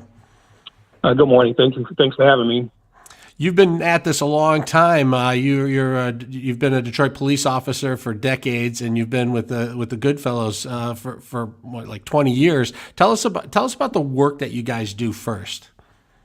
Like the work that we do, we provide over 30,000 Goodfellow packages that includes like sweatpants, sweatshirts, dental kits, candy, gloves, socks, and underwear and books for the kids in the Metro Detroit area for Christmas.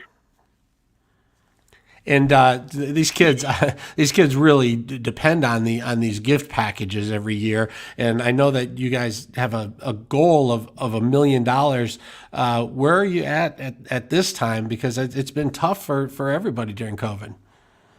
It's been very tough for us, man. It's been challenging. We are about halfway there. We're more than a little bit above halfway there, and we're still trying to get to that $1 million goal. Now, typically, in a non-COVID year, this would be your big day. What would have been happening today? This would have been one of the biggest fundraising days of the year, right?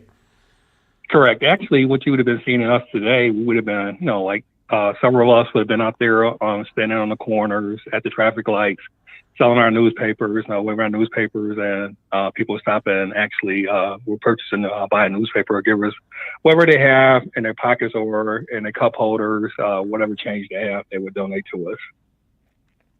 And this year, it's going to go virtual, and so there's going to have to be an effort to make people aware, because when you drive by and you see somebody, it just makes it easier to think about helping kids in the area. How are able to take part this year?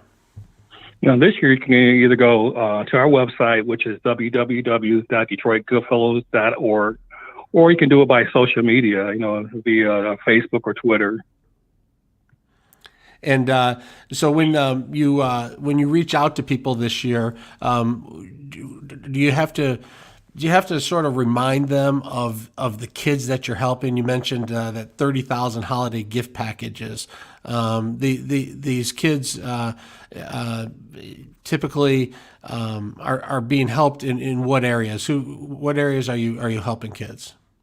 We help in like Detroit, Highland Park, Hamtramck, River Road, Harper Woods, and Ecorse. And this year, with school supplies and many schools being shut down, getting kids school supplies is really important this time of year. Correct, and we have seen those since we started our online application process. We have seen an increase for the needs of our packages this year compared to previous years.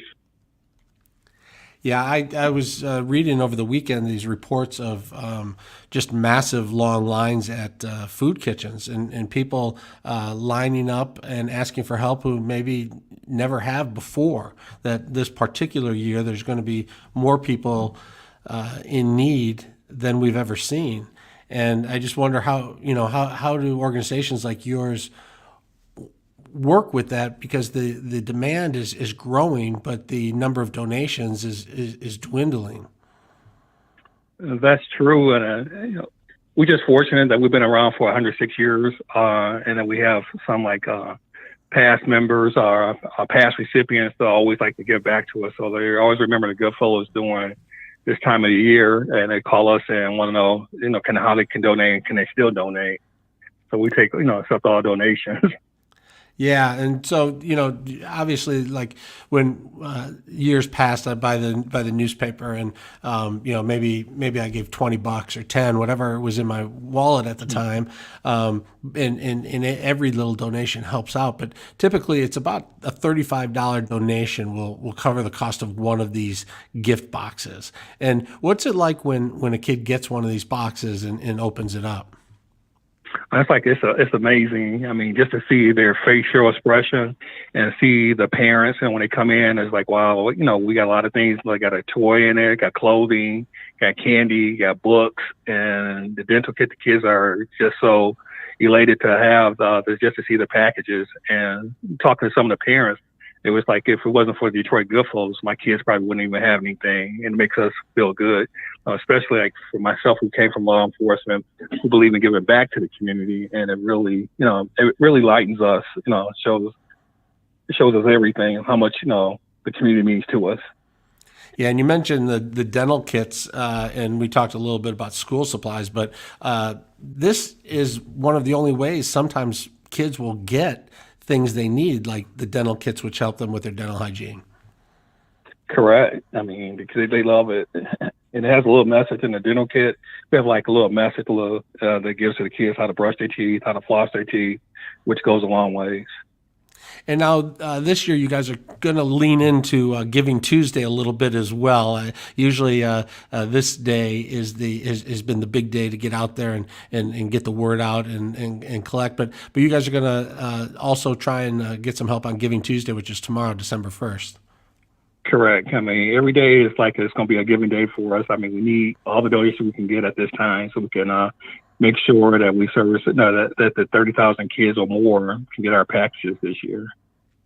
And I should tell people, the Detroit Goodfellows holds a 4-star rating from Charity Navigator. Anytime I look at a charity that I'm giving to, I always pull up Charity Navigator, which does a great job of letting you know how well an organization does of getting the money that you donate to the people who need it. And the 4-star rating is the highest rating given by Charity Navigator, and that is the rating that Detroit Goodfellows has, which shows how hard they work and how much of your donation actually goes to the kids. Mm-hmm.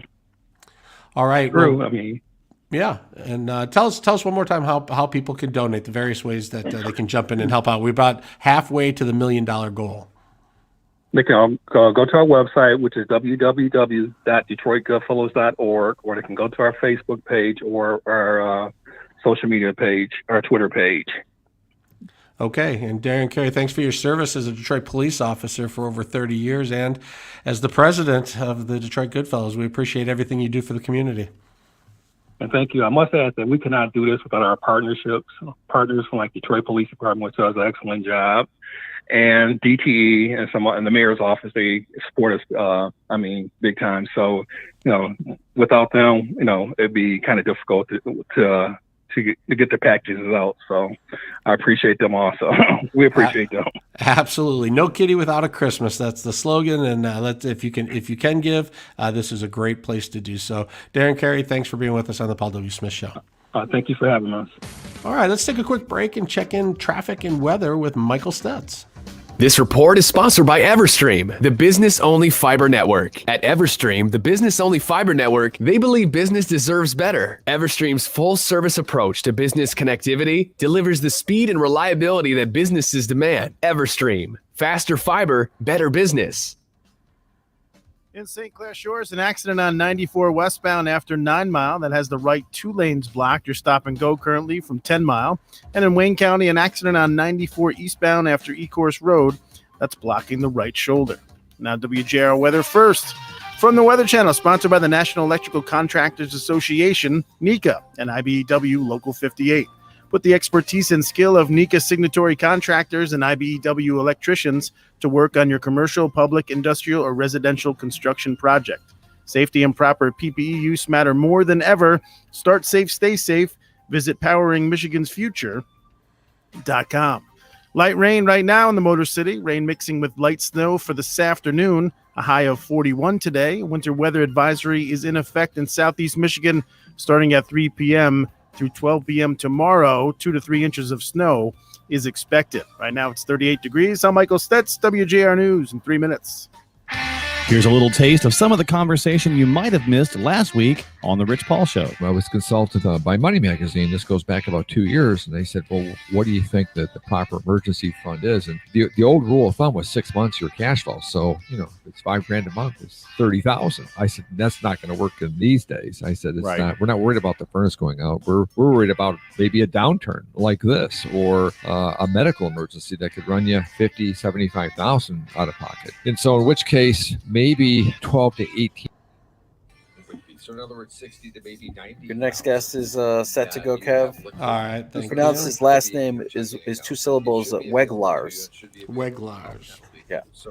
Ed Weglars. And coming up tonight at 7 p.m. on The Rich Paul Show, we'll be talking about football and financial planning, along with some uncommon sense and some email questions. So tune in to The Rich Paul Show at 7 p.m. on Mondays here on WJR.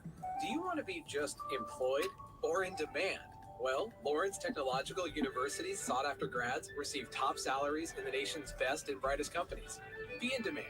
Be more. At LTU, possible is everything. So are you big into the real hot tech stuff, the hottest tech stuff for this holiday season? You know, I was for quite a few years, but I've sort of fallen off the hot new gadget technology. My phone, for instance, is probably an 8, and my kids are on a 12 or something. Really? Oh, you're way behind. Come on. I know. I still have a button on my phone. Like I push. Oh, push yeah. the button. The home It's button. not all touch screen. Right. Yeah. Obviously, the PlayStation 5 is going to be big, and the new Xbox is that's already been that they're both already out. Can't find it. But I've seen some pictures of people standing in line and for the. I'll have to ask my kid. He is he likes to play some of those video games, but I'm not sure what number they're on. You know what unit they're using. We used to when they were little. It seemed like we bought the Wii, then the PlayStation, the something box, the Cube. So we were always the GameCube. Yeah, I remember the GameCube. Yeah, we were always buying the latest and greatest game. But I don't know. Since he's out on his own, I'm not sure what they're using. But it is pretty cool. They have the headsets on and they play with their friends all around the country, which is kind of cool. Kind of a great way to stay in touch. Apparently, the hot toy, according to the Toy Association, are these toys that either have the word STEM, STEM, or STEAM, STEAM. And the STEM stands for Science, Technology, Engineering, and Math. Okay. And STEAM, you can throw in the word art. And I guess these things are pretty hot right now. These toys that have these things on them. So I guess that's something that's real big. I guess the Nintendo Switch is a hot item, along with obviously the PS5 and the new Xbox. So Nintendo tries to keep up with obviously PlayStation and Xbox. What do you have at home? I have a PlayStation 4, and I'll be getting the 5 as soon as I can find one. I wasn't able to get in on the early. I saw. I think it was Walmart said that you could check in and they'll tell you right when the shipment hits the store near you. Right. I had my name on a list at a retailer, and then the PlayStation 5 came out, and I would never received a call. So I called the retailer. I said, "Well, my name was on the list." They said that they got so many advanced reservations for the PlayStation 5 that they didn't even bother to do the list. They didn't bother to call anybody that was on the list. In fact, the list might have been thrown out. Doesn't even exist.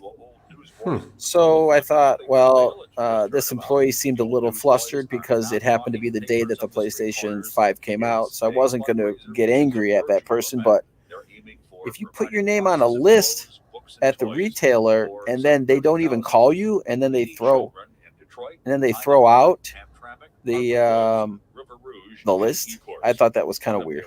Yeah. Whatever.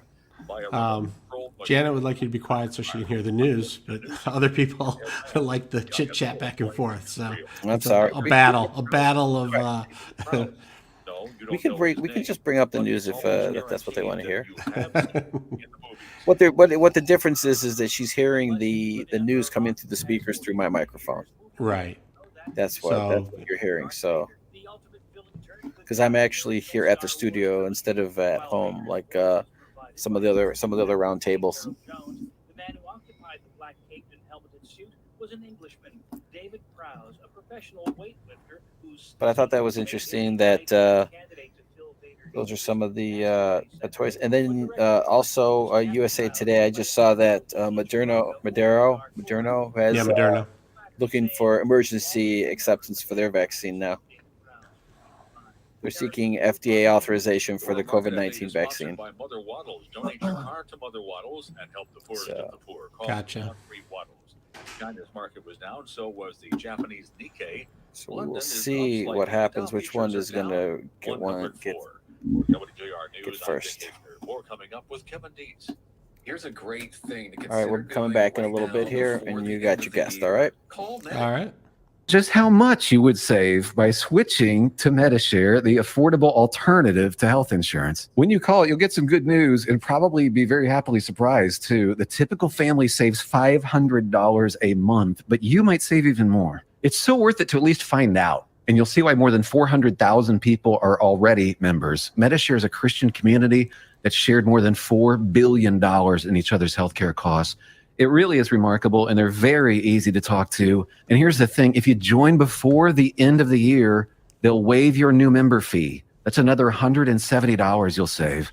I'll give you the number here in a second. The call, and you'll get a price within 2 minutes. And again, the deadline is December 31st, so call now. You'll save even more. Call 844-91-BIBLE. That's 844-91-BIBLE. 844-91-BIBLE. Ho, ho, ho! Everyone knows that Kris Kringle is the Santa of the North Pole, but here in Michigan, Mother Waddles plays the role of Santa to thousands of needy families year-round. In fact, Mother Waddles has been helping the poorest of the poor for over 60 years. And now you can become one of Mother Waddles' elves by donating your card today. But time is running out. You must donate your card before December 31st if you want that year-end Blue Book value tax deduction as a stocking stuffer. So if you have an extra card and you're considering donating it, call Mother Waddles at 313-WADDLES and tell them that you want to be one of Mother Waddles' elves.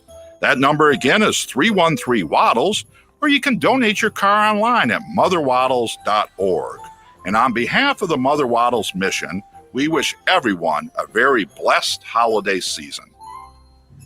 Now back to more Paul W. Smith on WJR. Once again substituting, here's Kevin Dietz.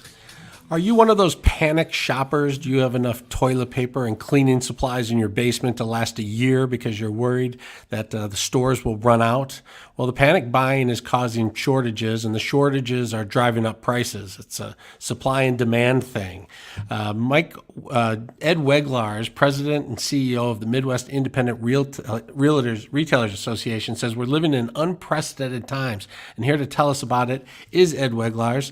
Ed, thanks for being on the show. Hey, thanks, Kevin. Thanks for having me. I appreciate it. Yeah, so we're kind of part of the problem here. Everybody's worried that things are going to run out at the grocery stores, and because we're worried, we're buying more than we need and causing shortages, which it creates more panic, I guess. Yeah, we're into a new normal or just a different way of handling things. The Midwest Independent Retailers Association is a trade association made up and representing gas stations, convenience stores, supermarkets, and party stores. And with restaurants, bars, and many offices closed, more people are working from home, and so more people are cooking from home. So they're buying more things at the grocery store than they would if they were actually going to the office or dining in restaurants or in their favorite burger and beer bar. And, it's okay to, the system can handle a slight increase in demand, but we've got some panic buying, especially on, disposable goods like toilet paper and sanitizer and liquid soap and things of that sort. And, there's disruptions in the supply chain often. It's not just the retailer that we're talking about. Your listeners and you and I and our friends and family go to the grocery store, but you got to think in terms of the manufacturers, the suppliers, the wholesalers, the people who are doing the shipping.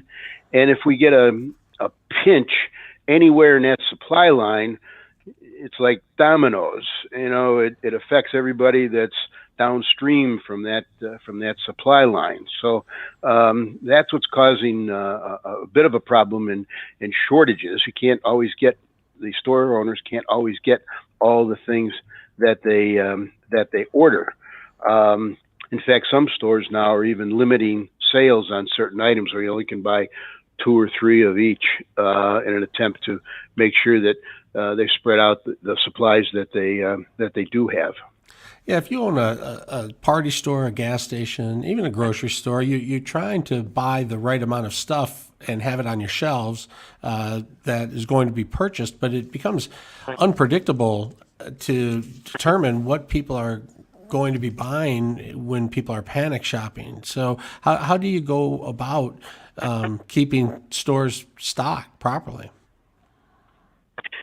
Well, we have, not only do we have retailers as our members, but we do have some suppliers and some shipping companies, because they want to keep their pulse on the demand that is out there from the retailers, and that's part of what our association does. Is we try to keep our members up to date on all the things that are going on in the marketplace and in a little bigger universe, so they know where the demand is and they can order the things and items that are being demanded by the customer.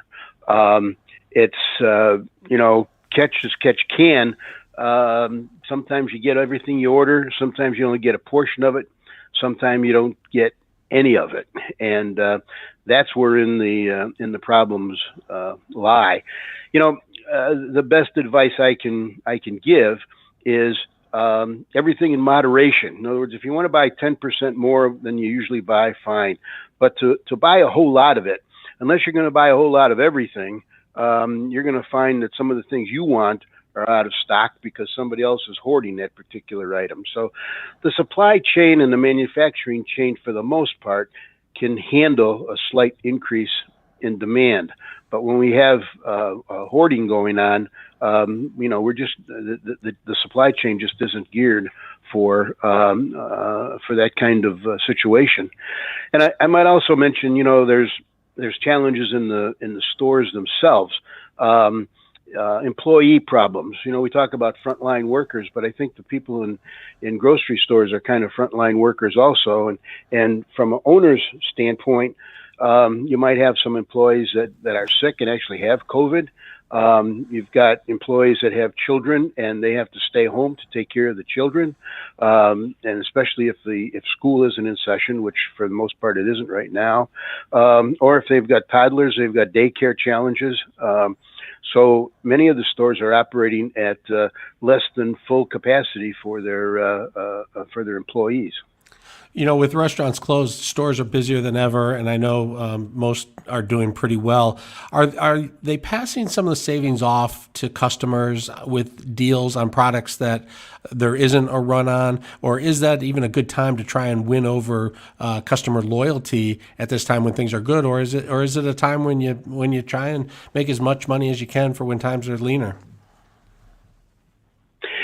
I can tell you this, Kevin, that it's not a wide sweeping statement, but generally there's no gouging at the retail level. When you see prices increase, it's usually a reflection of increased costs to the retailer. Either the manufacturer has increased the cost because of increases in the raw materials, or many of the discounts you see with regard to coupons or buy one, get one free, or buy two, get one free, many of those promotions are supported by the manufacturers or distributors of a product.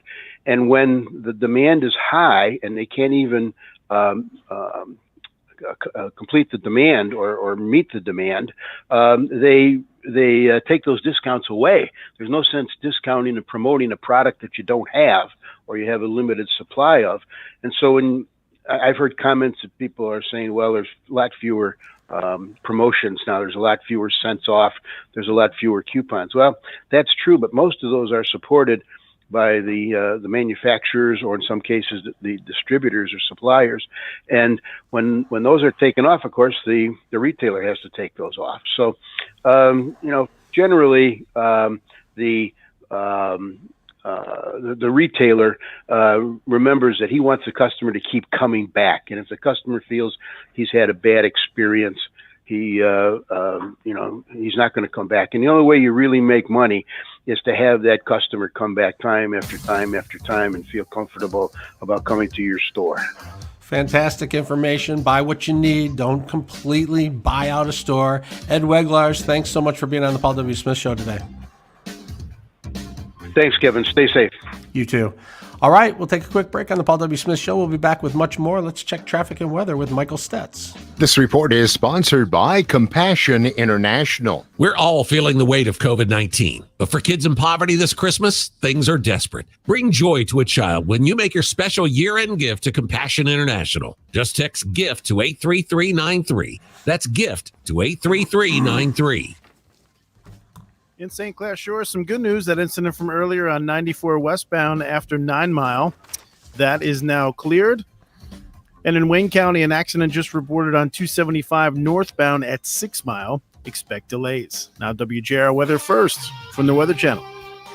Colder air continuing to spill in. Winter weather advisory will start at 3 o'clock this afternoon until noon tomorrow for accumulating snowfall. Rain and snow showers around this morning. No accumulating snowfall. Snow showers scattered around this afternoon. Highs will most likely be in the low 40s, which is where we are this morning, falling into the 30s this afternoon on a gusty west-northwest wind. Tonight, scattered snow and snow showers 27, so snow will stick. Gusty winds 1 to 3 inches of snow. Snow showers around early tomorrow with a high of 34 and a gusty wind. From a Weather Channel, meteorologist Ray Stagik on News Talk 760 WJR. Welcome to Spotlight on the MEDC. I'm Ken Rogolski. The MEDC plays an important role in connecting businesses of all sizes with the resources they need to grow and thrive across the state.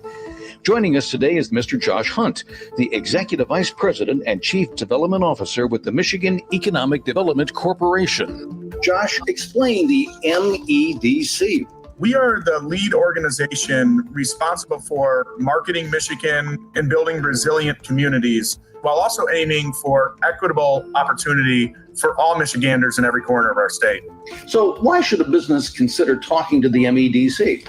Businesses should choose Michigan for our pure Michigan quality of life. We have a diverse and abundant workforce. We have a business-friendly environment and are close to global supply chain assets. Here in Michigan, we make things, and there is no better place to bring in idea or product from concept to reality than right here in Michigan.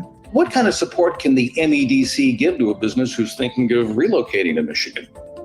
We have a carefully cultivated set of tools and programs, whether it's from entrepreneurship and innovation efforts or access to capital. We also support economic growth through our Michigan Business Development Program to create good jobs here in Michigan. To learn more about how the MEDC connects businesses of all sizes with the resources and support they need, go to michiganbusiness.org/partnership.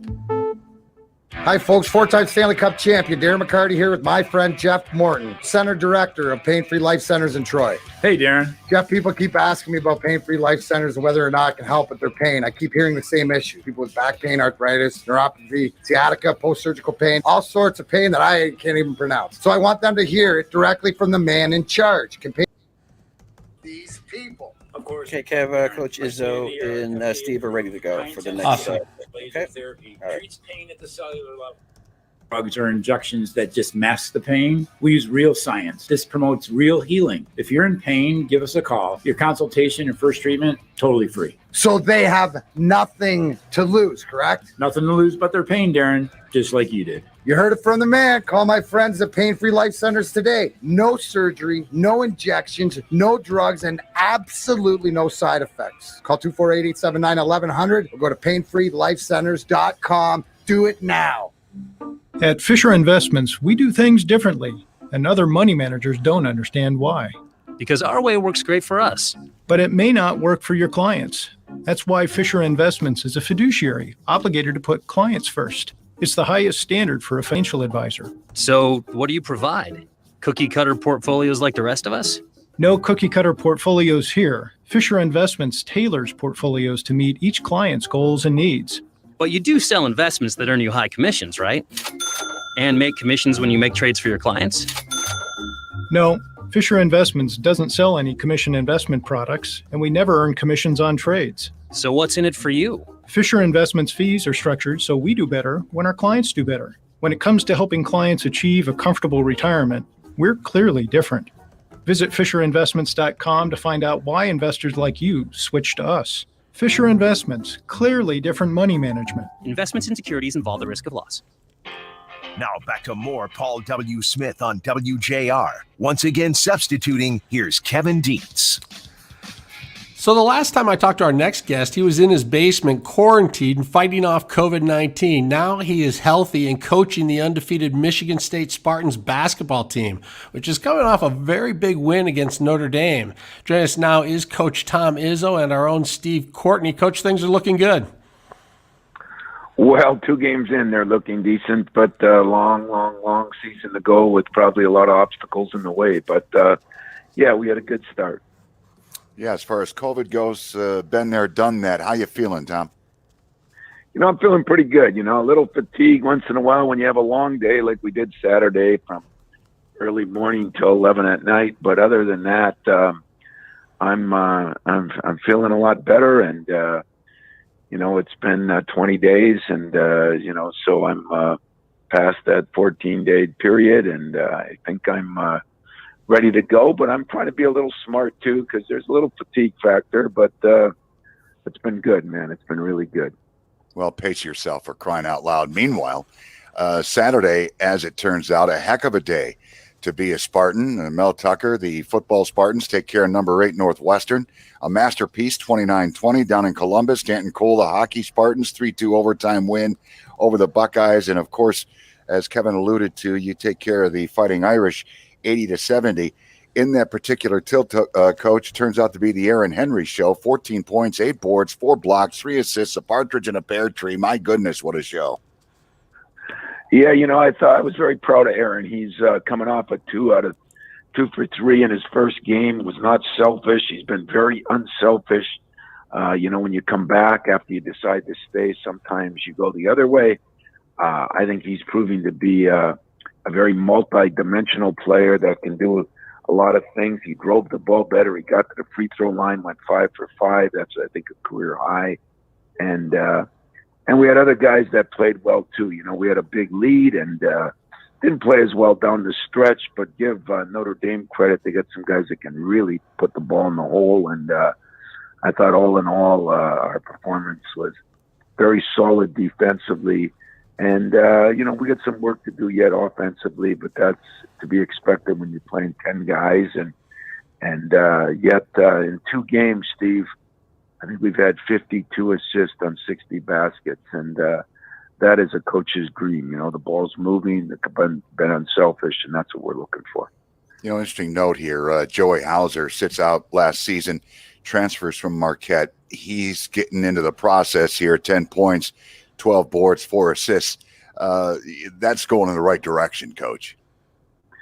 Well, Joey is really starting to play well. He rebounded the ball very well. And him and Josh Langford, who had 9 turnovers between them in the first game, I think that's the rust of the 2 years off for both of them. But I think both of them are starting to get a feel. Joey and Aaron have a chemistry about them. Rocket Watts, coming back a little bit. And yet Foster Lawyer has played very well for us too. So we have some depth, Gabe Brown. We have some athleticism, and defensively during that 26-0 run and the end of the first half, start of the second, I think was a big key to the game, and it'll be a key to our season. Got a lot of respect for Seth Greenberg, obviously the fine analyst, college basketball-wise for ESPN. He had an interesting tweet yesterday, Tom, and said this thing about Michigan State basketball, they've got a lot of depth. Tom Izzo can put out different lineups, big, small, defensive lineups. That's pretty good as you approach this tilt tomorrow night with number 9 Duke. Well, it really is. I think, the big thing about it is we do have depth, and yet, we're going to have to learn how to play together with that depth. When you play 10 guys, there's going to be more turnovers. There's going to be more situations. But I think if we can utilize that depth and wear people down, that'll be the key. And also, I got to develop depth. I think everybody's got to develop it. I mean, I don't think there's any team that thinks they're going to go through the season COVID-free. Some have had their stints early, which means round 2 could be coming in January or February. So preparing for that and getting your team as healthy as you can, number 1, and then making sure you have the depth. So if you lose a guy here and there, you're still going to be able to field a formidable team. And that's why we're going to play with more depth. It's going to frustrate people at times. It'll frustrate me at times. But I think throughout the season, it'll benefit us. Let me ask you this. You're 2 games deep. Has COVID affected your ability as a coach to judge the barometer of your team? I mean, obviously you haven't had the amount of workouts as you've had time together, even though you've got 2 games under your belt and things are going in the right direction. Has COVID stunted your ability to judge where your team is at this particular point? Well, I think 100%, and partially not just your team, but your opponent's team. You know, sometimes you know what your opponents have gone through. Sometimes people are keeping the COVID thing a little more secretive. So you don't know if teams have missed some time, if guys have missed some time. You know, I think this is going to be a work in progress. I'm not sure we want to get too excited over too many things right now, one way or another. What I did like for us is our defense was rock solid in our unselfishness. Now, those are 2 things that can carry on through the season. But I think you're right on the money, Steve, that I'm not going to get too excited on where we are yet because COVID has affected us. But in another way, it affected us that we've become a closer-knit team. We spent more time together. Outside distractions aren't as many because, you know, we didn't get to go home for Thanksgiving. That's a negative, but it's a positive that, you know, we spent it together and had a big meal together and there's some camaraderie. So the problem is not only on how your team reacts, but what you don't know about the other teams and where they are right now. So it's going to take a bigger sample size than 2 or 3 or 4 games. It might even take 6, 8, 10 games to get a real sample size of your team and the teams around you. The next game tomorrow night, 7:30 tip, one of the great atmospheres in sport. Cameron Indoor, number 9 Duke, number 13 Michigan State. Need I say more? Duke coming off a close one, 81-71, getting past the Eagles of Coppin State. This is a matchup that I know Spartan Nation has been looking for once the schedule came out, Tom.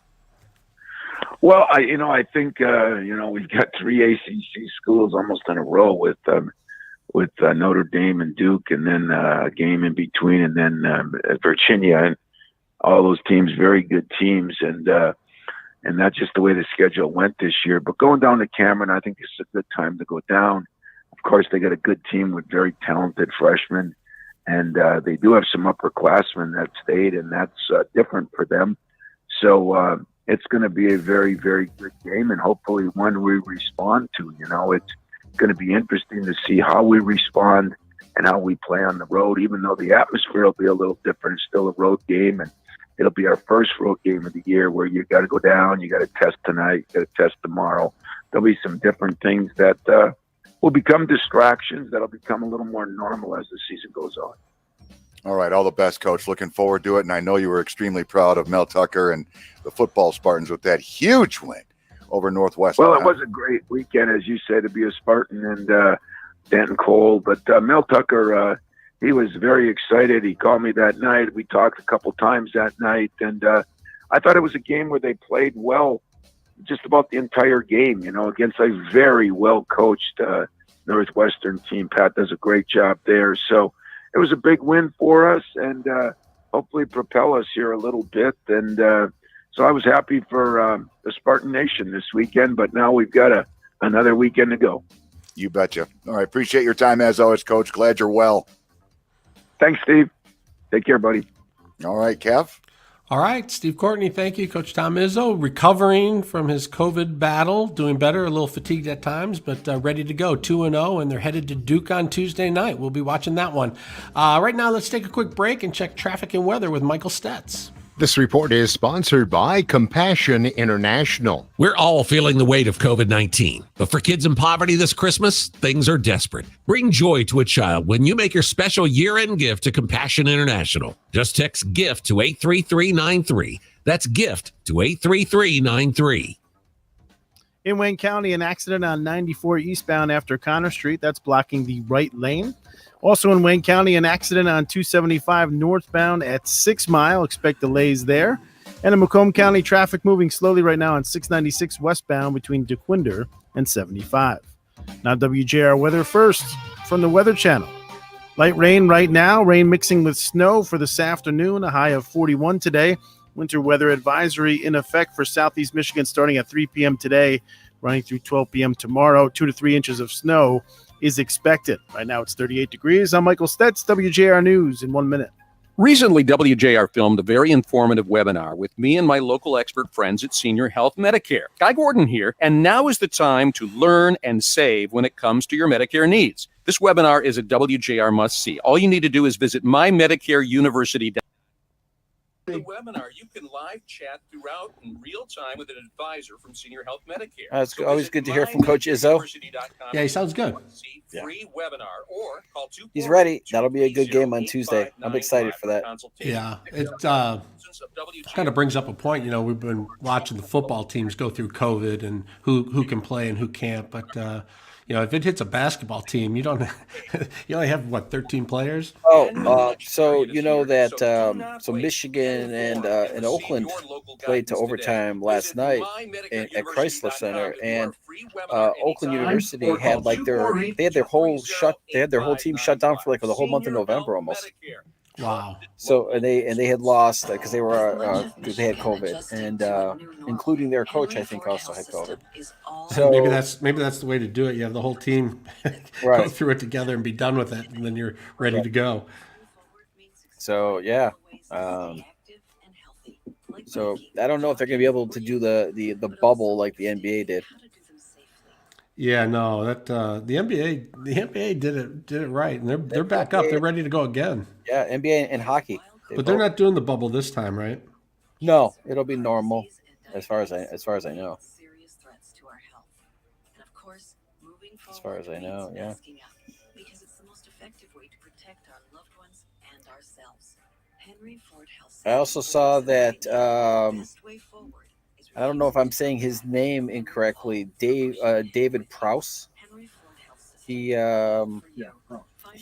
passed away. He was really? He's the guy who played. He didn't play the voice, but he was in the Darth Vader costume for the Star Wars movies. Mm-hmm. So when you think of the Star Wars universe, and if you did a list of the top characters, Darth Vader's got to be, if not number one, I would say top 3 for sure. Right. For the Star Wars stories.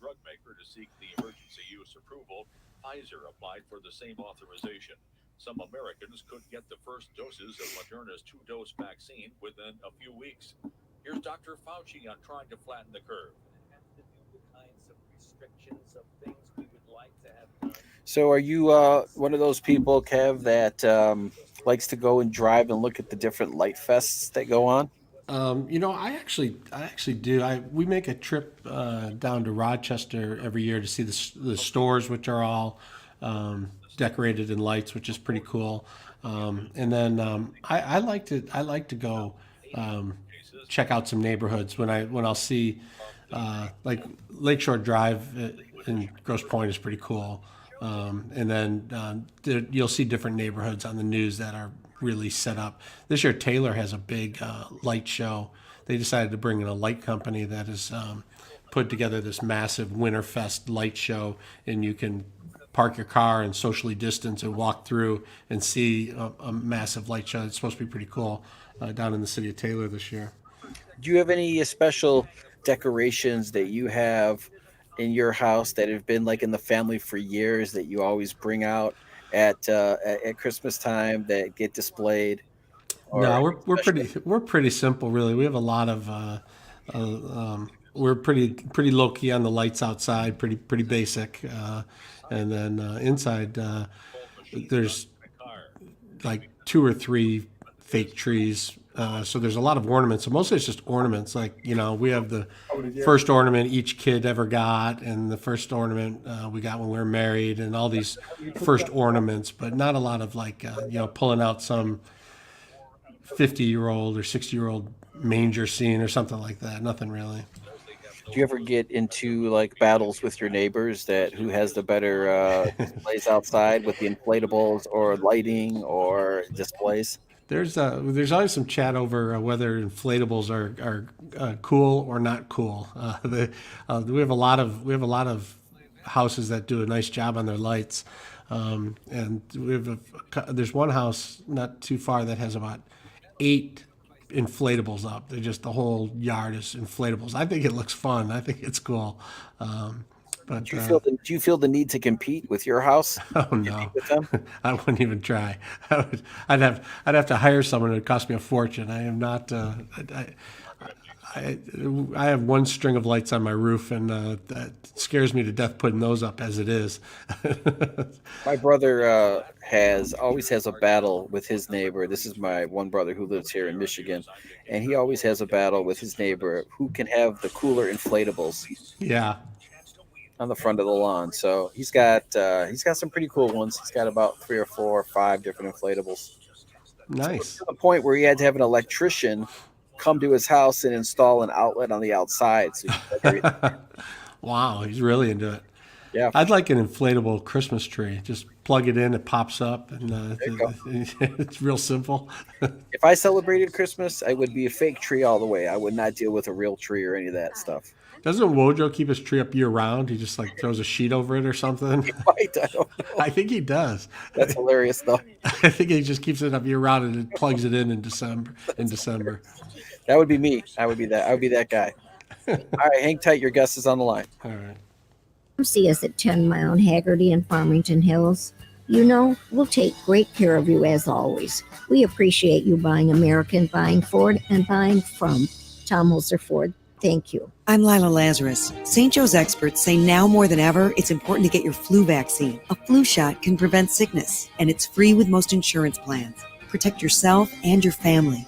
Connect with your St. Joe's primary care doctor or urgent care facility to get your flu shot today. At Wayne State University, improving the quality of life at any time in life is what we do best. So if you're ready to make a difference and need to add a degree or finish your degree to do it, there's no better place to be. With more than 350 degree programs, flexible scheduling, and financial aid, no one has more ways to make a world-class education more affordable, accessible, and rewarding. Finish your degree, Warrior Strong. Visit wayne.edu/admissions.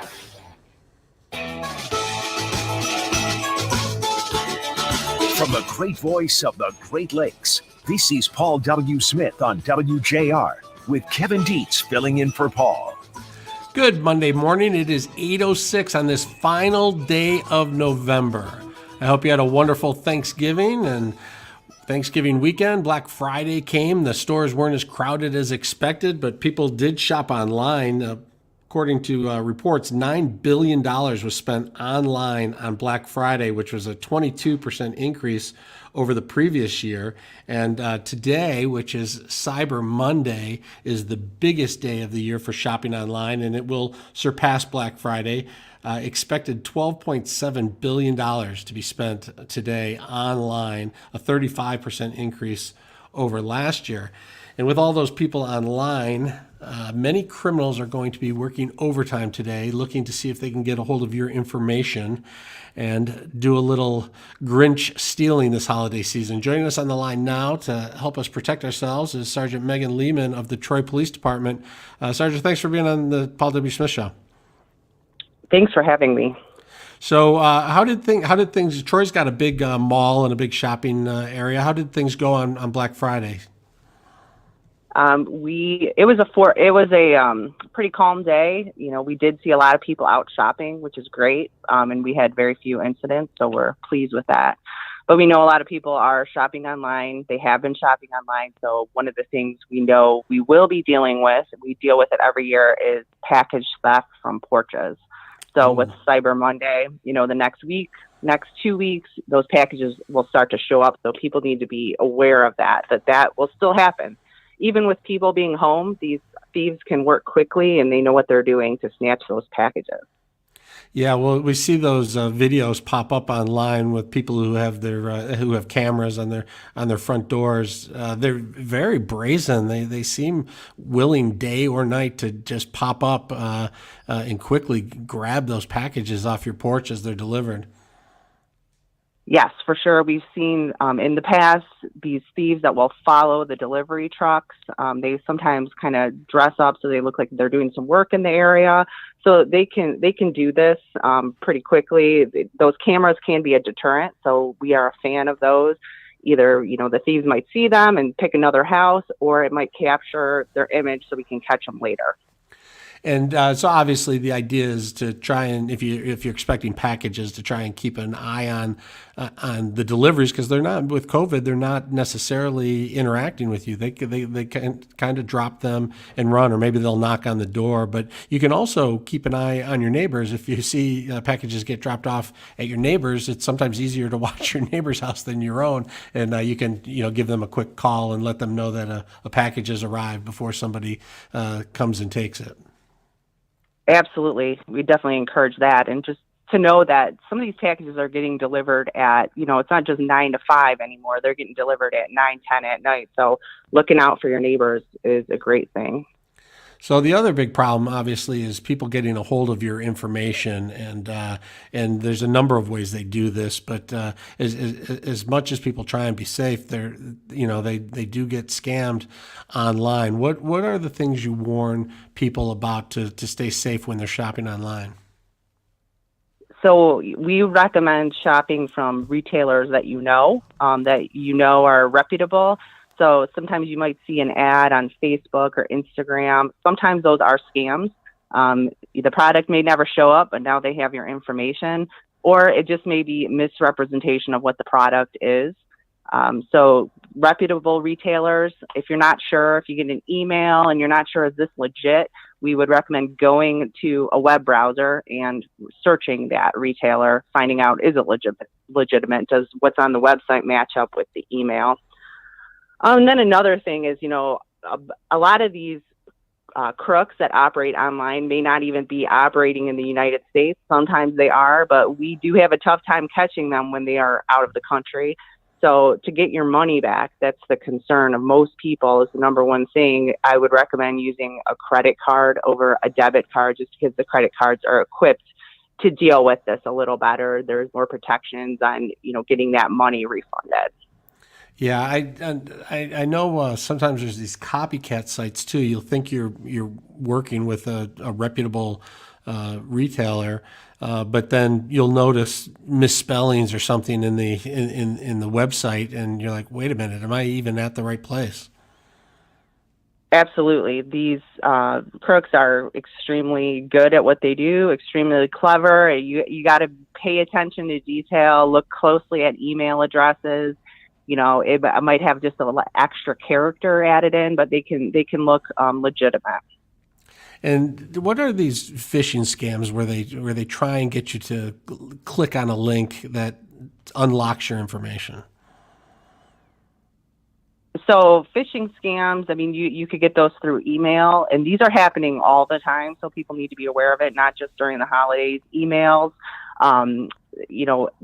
one of the things we see a lot is people clicking on Facebook ads. So Facebook, Instagram, and they will collect your information. The product may never show up. They may install some spyware on your computer. I'm certainly not an expert in that, but as far as the prevention of it, just avoiding those things, because these, like I said, these crooks are clever. They know what they're doing, and sometimes they're one step ahead of us. So just doing what you can to avoid anything that is suspicious. Yeah, and I guess people say to keep track of your account. Most people can check their account online in real time, and so at this time, with so many people out there shopping and so many criminals trying to get your information, I guess it makes sense to really check in on a regular basis on your own accounts. Absolutely. I think pretty much everyone out there has been a victim at some time of someone using their credit card or their debit card without, gathering those numbers and using them without your permission. So they do that in all kind of ways. They can do it in person, with criminals taking pictures of the credit card numbers. That happens too. It can happen online. There's all kinds of different ways, and they're probably coming up with new ones right now. Yeah, but good point to try and use a credit card if you have a choice between a debit and a credit, because typically you do have some protection and getting your money back. Sergeant Megan Lehman, Troy Police Department, thanks for coming on today. Thanks for having me. Shop safely. All right, we'll take a quick break here on the Paul W. Smith Show. We'll be back with more. Let's check traffic with Michael Stetz. This report is sponsored by the Exergen Temporal Scanner. Don't take chances with COVID-19 and your family's health. Use the Exergen Temporal Scanner to check temperatures before dinner and before you leave home. It takes an accurate reading in seconds and is the #1 thermometer recommended by hospitals, doctors, and nurses. Stay safe with Exergen. In Wayne County, an accident on 94 eastbound after Connor Street. That's blocking the right two lanes. You're stop and go right now from French Road. And in St. Clair Shores, an accident on 94 westbound at 9 Mile. That's blocking the right shoulder. Now WJR weather first from the Weather Channel, sponsored by Reamer Floors. Shop Karastan's luxury vinyl floors exclusively at Reamer Floors. Luxury vinyl floors by Karastan are better than nature intended. Shop from home at reamerfloors.com or shop in-store by appointment. Reamer Floors on Telegraph in Bloomfield Hills. Rain and snow showers today, but a winter weather advisory kicks in at 3 this afternoon until noon tomorrow for some light accumulations of snowfall. Rain and snow showers this morning, transitioning over to snow showers this afternoon. Low 40s and falling into the 30s on a gusty west-northwest wind. Not much accumulating snow today, but we could have 1 to 3 inches of snow scattered around tonight and some snow showers early tomorrow. Gusty winds and a high of only 34. From a Weather Channel, meteorologist Ray Stagik on News Talk 760 WJR. The following is a true story. I had a lady that was in her mid-70s, and So, Kev, did you happen to see Mike Tyson and Roy Jones Jr. on Saturday night? No. Did we talk about that last week, or did I can't remember? But no, I was. I did not draw. How much was it to see Tyson? $49.99. If 49. To buy it, yeah. Yeah, I think maybe it was Dan Miller who put out there, "Are you going to pay to watch?" And I said, "I don't think so." It was cool. They had Snoop Dogg and Sugar Ray Leonard on commentary, and Snoop Dogg also. That helps. They had and Tyson looked great. He did not knock out Roy Jones, but they called it a draw, and they went the full 8 rounds. Was it a draw? But no, Tyson just thoroughly 0-17. But they had come out earlier in the day with these weird rules, like because it was an exhibition. Like, right. If anybody gets knocked down, fight's over. If anybody gets cut, fight's over. There were no judges, even though they did come up with some numbers from some WBC people. But Tyson landed like on a 2 or 3 to 1 ratio of punches that he landed, and he looked pretty good. Huh. And Roy Jones said in the post-fight interview that, yeah, it hurt, like for real. And how old is Tyson? So Tyson's 54. No, 50. No, wow. Tyson's 59, and Roy Jones is 54, I think. And Tyson said he's going to do it again. He said he'll have another exhibition with somebody, but I don't think it's going to be Roy Jones Jr. And Roy Jones Jr. did that was cool was his boxing gloves were homage to Kobe Bryant. They were Lakers colors with the 24 and the 8 on them. They were cool. That's fun. Did they say how much the take was? How much they? I don't know. I haven't read. Let's see if they said.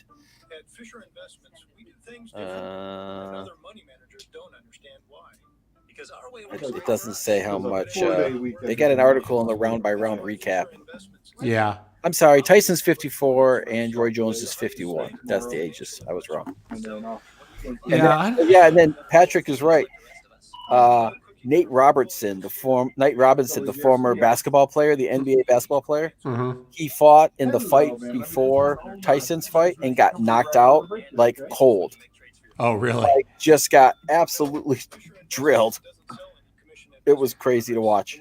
I would pay $50 to watch Sugar Ray Leonard and Tommy Hearns fight again. Oh, that was a great fight. I'd watch that, or Hagler. Some of these the greats from the past, even if they're senior citizens. Like golf has its senior tour, right. Boxing senior tour. Investments in securities involve the risk of loss. Your guess is there. Now back to more Paul W. Smith on WJR. Once again substituting, here's Kevin Dietz.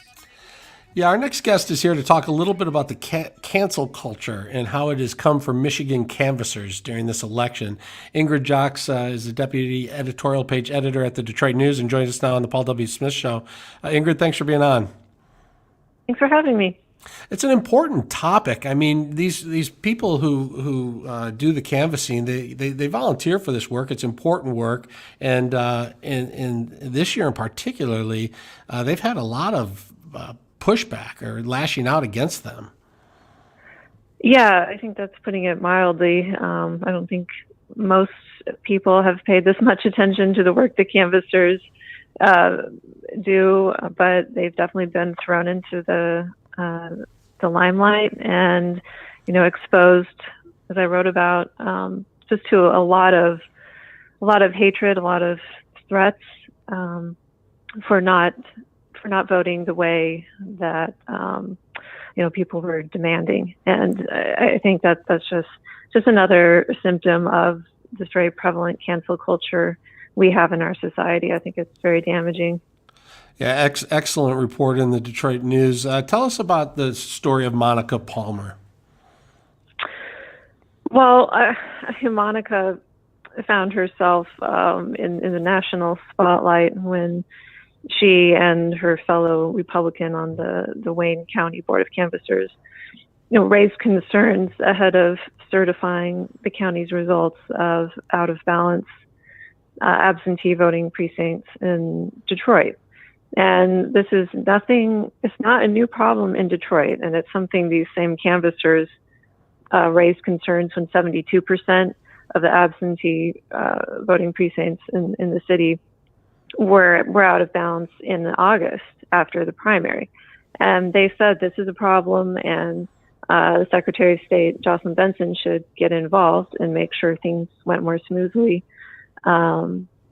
this fall. And Benson did get more involved, and I think it probably helped things go better, but they still didn't go well. And so Monica Palmer and William Hartman, her fellow Republican, raised those concerns ahead of the certification, and the pushback was immediate. I mean, this was held in an online forum, and there were hours of public comment. And instead of recognizing some of these concerns that they were raising, the detractors just immediately started calling names, calling Palmer and Hartman racist for and for trying to somehow disenfranchise these voters in Detroit, which I really don't think is what they were trying to do. And in the end, they did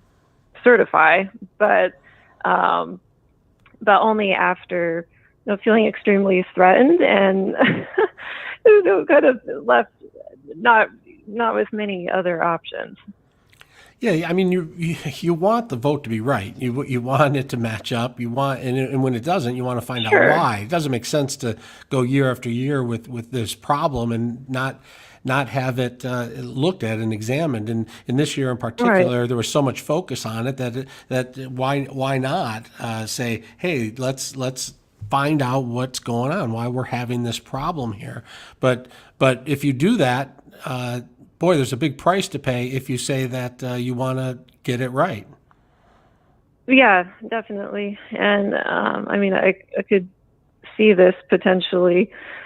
I'm sure if a similar issue comes up in the future, I mean, I would assume it would impact these canvassers' decisions if they know that so much attention is going to be on what they're doing. And I think generally these boards just usually they just sign off on these numbers presented to them. But I mean, this year, especially, this happened all over the country, but in Michigan, this was an unprecedented number of absentee votes cast, and I think there were plenty of legitimate questions to be raised about whether the process went as smoothly as our state elections officials are saying. And as an editorial board, we've been supportive of, taking a really close look at how the election was handled. And the State Board of Canvassers has asked the legislature to take a close review of this, and I think Jocelyn Benson should as well. Whether she wants to call it an official audit or just a close review to, give every Michigan citizen confidence that their vote mattered and counted, and that there was no fraud going on, even if it wasn't massive fraud, as the president claimed. I think there's plenty of room for improvement, and those concerns should be taken seriously. A lot of times it'll just be sort of the general public on social media saying nasty things. But in this case, as this got heated, there was some people that it was kind of surprising that stepped out and really got after these canvassers. Yeah, I mean, it got extremely personal. And the comments from Ned Stabler with Wayne State University, his comments went extremely viral. He called out Monica Palmer and the other Republican in a very personal manner, basically saying that their actions will not go down in history well. Their children and grandchildren will look at them in shame. I mean, it's very... I think this is just kind of unhinged, but yet that really seemed to resonate, at least in the social media universe, and I think that directly then led to some of these, nasty threats and comments against these Republicans. And whether you agree with how they handled things or not, I mean, I think it is a mistake to just totally ignore the concerns that they raised, because in the end, if precincts are so out of balance as they were in many areas of Detroit, then those votes could not be recounted if a recount was deemed necessary, and that in effect would be very disenfranchising to voters in Detroit. And the Michigan Attorney General, Dana Nessel, is going to step in and look into these allegations of threats? Yeah, she said she would, and I commend her for that. I mean, anytime someone in a public position like this faces really serious threats, I mean, she said she will investigate, and hopefully she can, and other law enforcement officials can get to the bottom of this, because I know Monica Palmer is extremely concerned. I was trying to get a hold of her for a personal interview, and she wanted to wait until some of these threats were thoroughly investigated. She's that concerned. So yeah, it's difficult enough as it is to find volunteers to work elections and to take these posts. This is not the kind of thing that helps. So hopefully the AG will give it a thorough investigation and at least let election volunteers know that they're protected and safe. Ingrid Jocks, thanks for being on the show today. Thank you, Kevin. All right, and you can read her story in the Detroit News. Right now we're going to take a quick break on the Paul W. Smith Show. Check traffic and weather with Michael Stetz. This report is sponsored by the Exergen Temporal Scanner. Don't take chances with COVID-19 and your family's health. Use the Exergen Temporal Scanner to check temperatures before dinner and before you leave home. It takes an accurate reading in seconds and is the #1 thermometer recommended by hospitals, doctors, and nurses. Stay safe with Exergen. In Wayne County, an accident on 94 eastbound after Connor Street. That's blocking the right lane. You're stop and go right now from French Road. And in St. Clair Shores, an accident on 94 westbound right now at 9 Mile. That's blocking the right shoulder. Now WJR Weather first from the Weather Channel, sponsored by Michael Perna and the Perna Team Realtors. Worried if this is the right time to sell your home? It's time to call Michael Perna. Michael Perna with Keller Williams Realty guarantees to sell your home at a price and deadline that you agree to, or he'll buy it himself. Call Michael Perna at 844-737-6276 or visit thepernateam.com and start packing. Light snow flurries right now in the Motor City.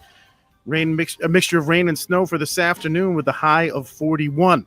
Right now it's 34 degrees. I'm Michael Stetz, WJR News in 2 minutes. For all the latest in investing, finance, and retirement news, tune into The Rich Paul Show, Saturdays at 9 a.m., Mondays at 7 p.m. This Thanksgiving edition, football and financial planning, email questions, and much more on The Rich Paul Show, Saturdays at 9 a.m., Mondays at 7 p.m. 760 WJR celebrates our extraordinary Michigan military, first responders, frontline workers, and their families. WJR's Christmas on Us honors 5 special families and rewards them with gifts, spending cash, and more. Visit WJR.com to nominate a deserving military member, first responder, or frontline worker. WJR's Christmas on Us is brought to you in part by Guernsey Farms Dairy, McLaren Healthcare, Al DB Chrysler Dodge Jeep Ram, and presented by Ahee Jewelers. Imagine having to choose between paying rent and giving your children at Christmas. Every day, hundreds of families are having to make difficult decisions. You can help the Salvation Army of Metro Detroit rescue Christmas with a monthly $25 donation at selmish.org or by texting the keyword gift to 24365. That's salmish.org or text gift to 24365. This year, Michigan businesses have had to adapt. And the Michigan Economic Development Corporation was right there alongside them, helping to connect businesses to new resources, meet new partners, and access the additional capital they needed right from the start. If your business needs support to reach its new potential, the MEDC is available to help in any way we can. Contact us today for customized business assistance at michiganbusiness.org/partnership. This report is sponsored by Compassion International. We're all feeling the weight of COVID-19, but for kids in poverty this Christmas, things are desperate. Bring joy to a child when you make your special year-end gift to Compassion International. Just text GIFT to 83393. That's GIFT to 83393.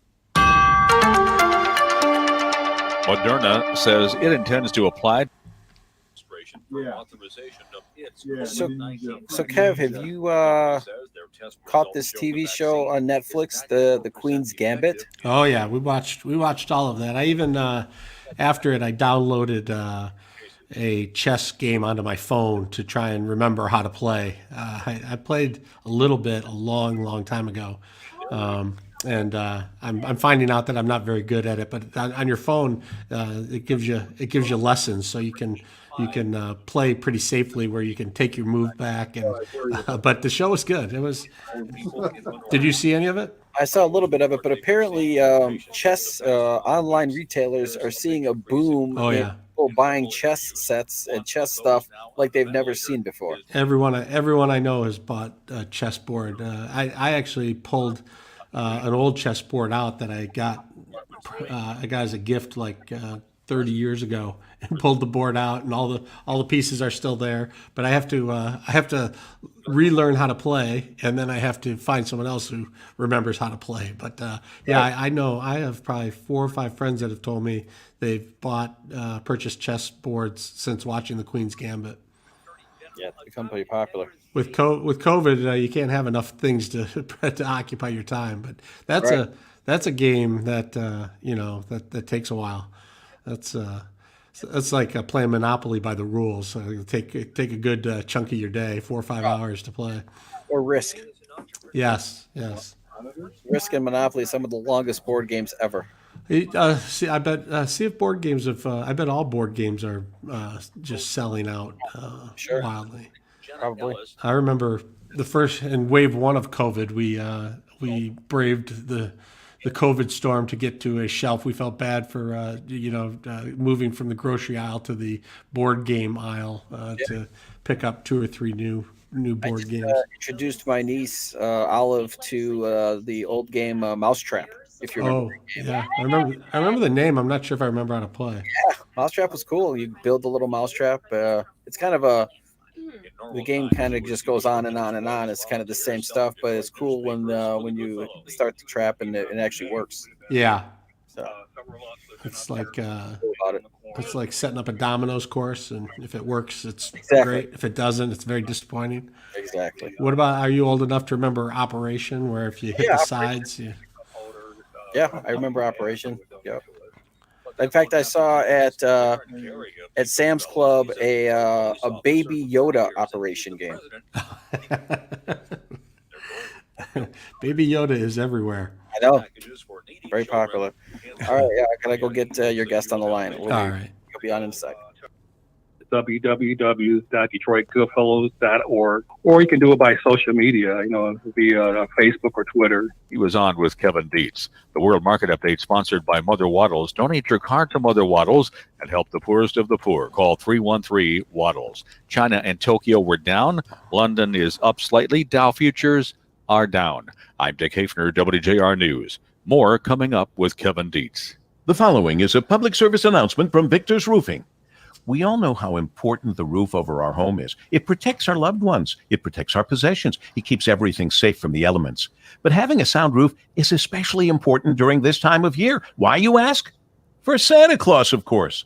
Having an unstable roof with old slick shingles could cause old Kris Kringle to fall through the roof, or worse yet, fall off the roof. Even poor attic insulation that causes melted snow in places can hamper the reindeer's ability to land safely. Look, you don't want to be that person whose bad roof sidelines Santa for the season. Call Victor's Roofing today. They're running a Santa special, a free 21-point inspection of your roof, attic insulation, and gutters. Victor's put a roof on my homes, and I know firsthand what a great company they are to work with. They'll make sure your roof is Santa safe and Santa certified. Call 734-66-66-914, 734-66-66-914, or go online at victorsroofing.com.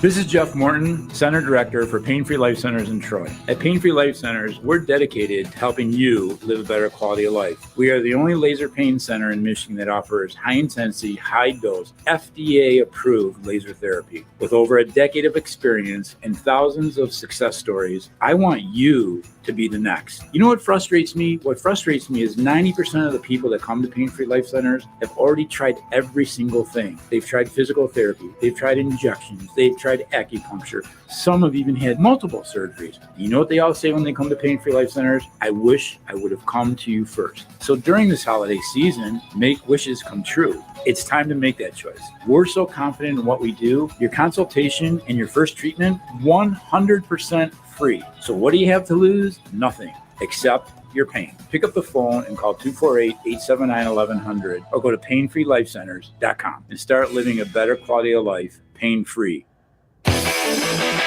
Now back to more Paul W. Smith on WJR. Once again substituting, here's Kevin Dietz. Well, the Lions lost 41-25 to the Houston Texans on Thanksgiving Day. And when they take on the Chicago Bears next week, they're going to have a new coach and a new general manager, as Matt Patricia and Bob Quinn were fired over the weekend. Joining us now to talk about it is play-by-play voice for the Detroit Lions, Dan Miller, and our own Steve Courtney. Guys, good morning. Good morning, Kev. Good morning again, everyone. Anytime there is a still photo of a professional sports owner with their head in their hands during competition, that's usually not a good sign.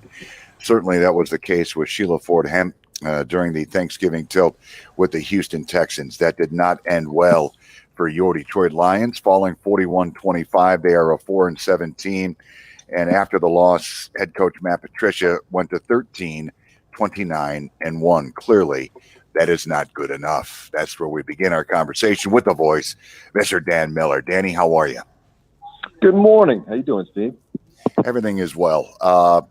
Obviously, this has been in the works for a while. Sheila Ford Hemp saying the last two games, more than she could bear. Humiliating loss in Charlotte to the Panthers, 20-0, and then what she was witnessing on Thanksgiving Day against the Texans.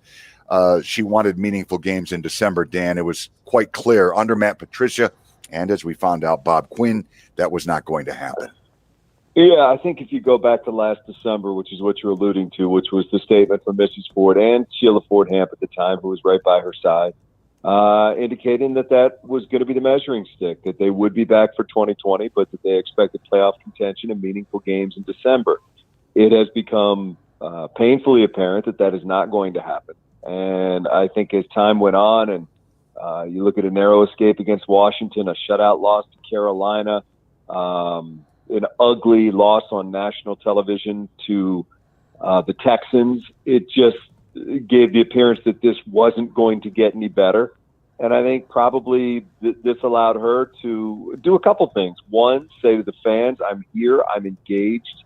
I see the same things you're seeing, and it's not acceptable to me either. And two, they can hit the ground running in their search for a new general manager and a new head coach because, number one, those searches aren't easy.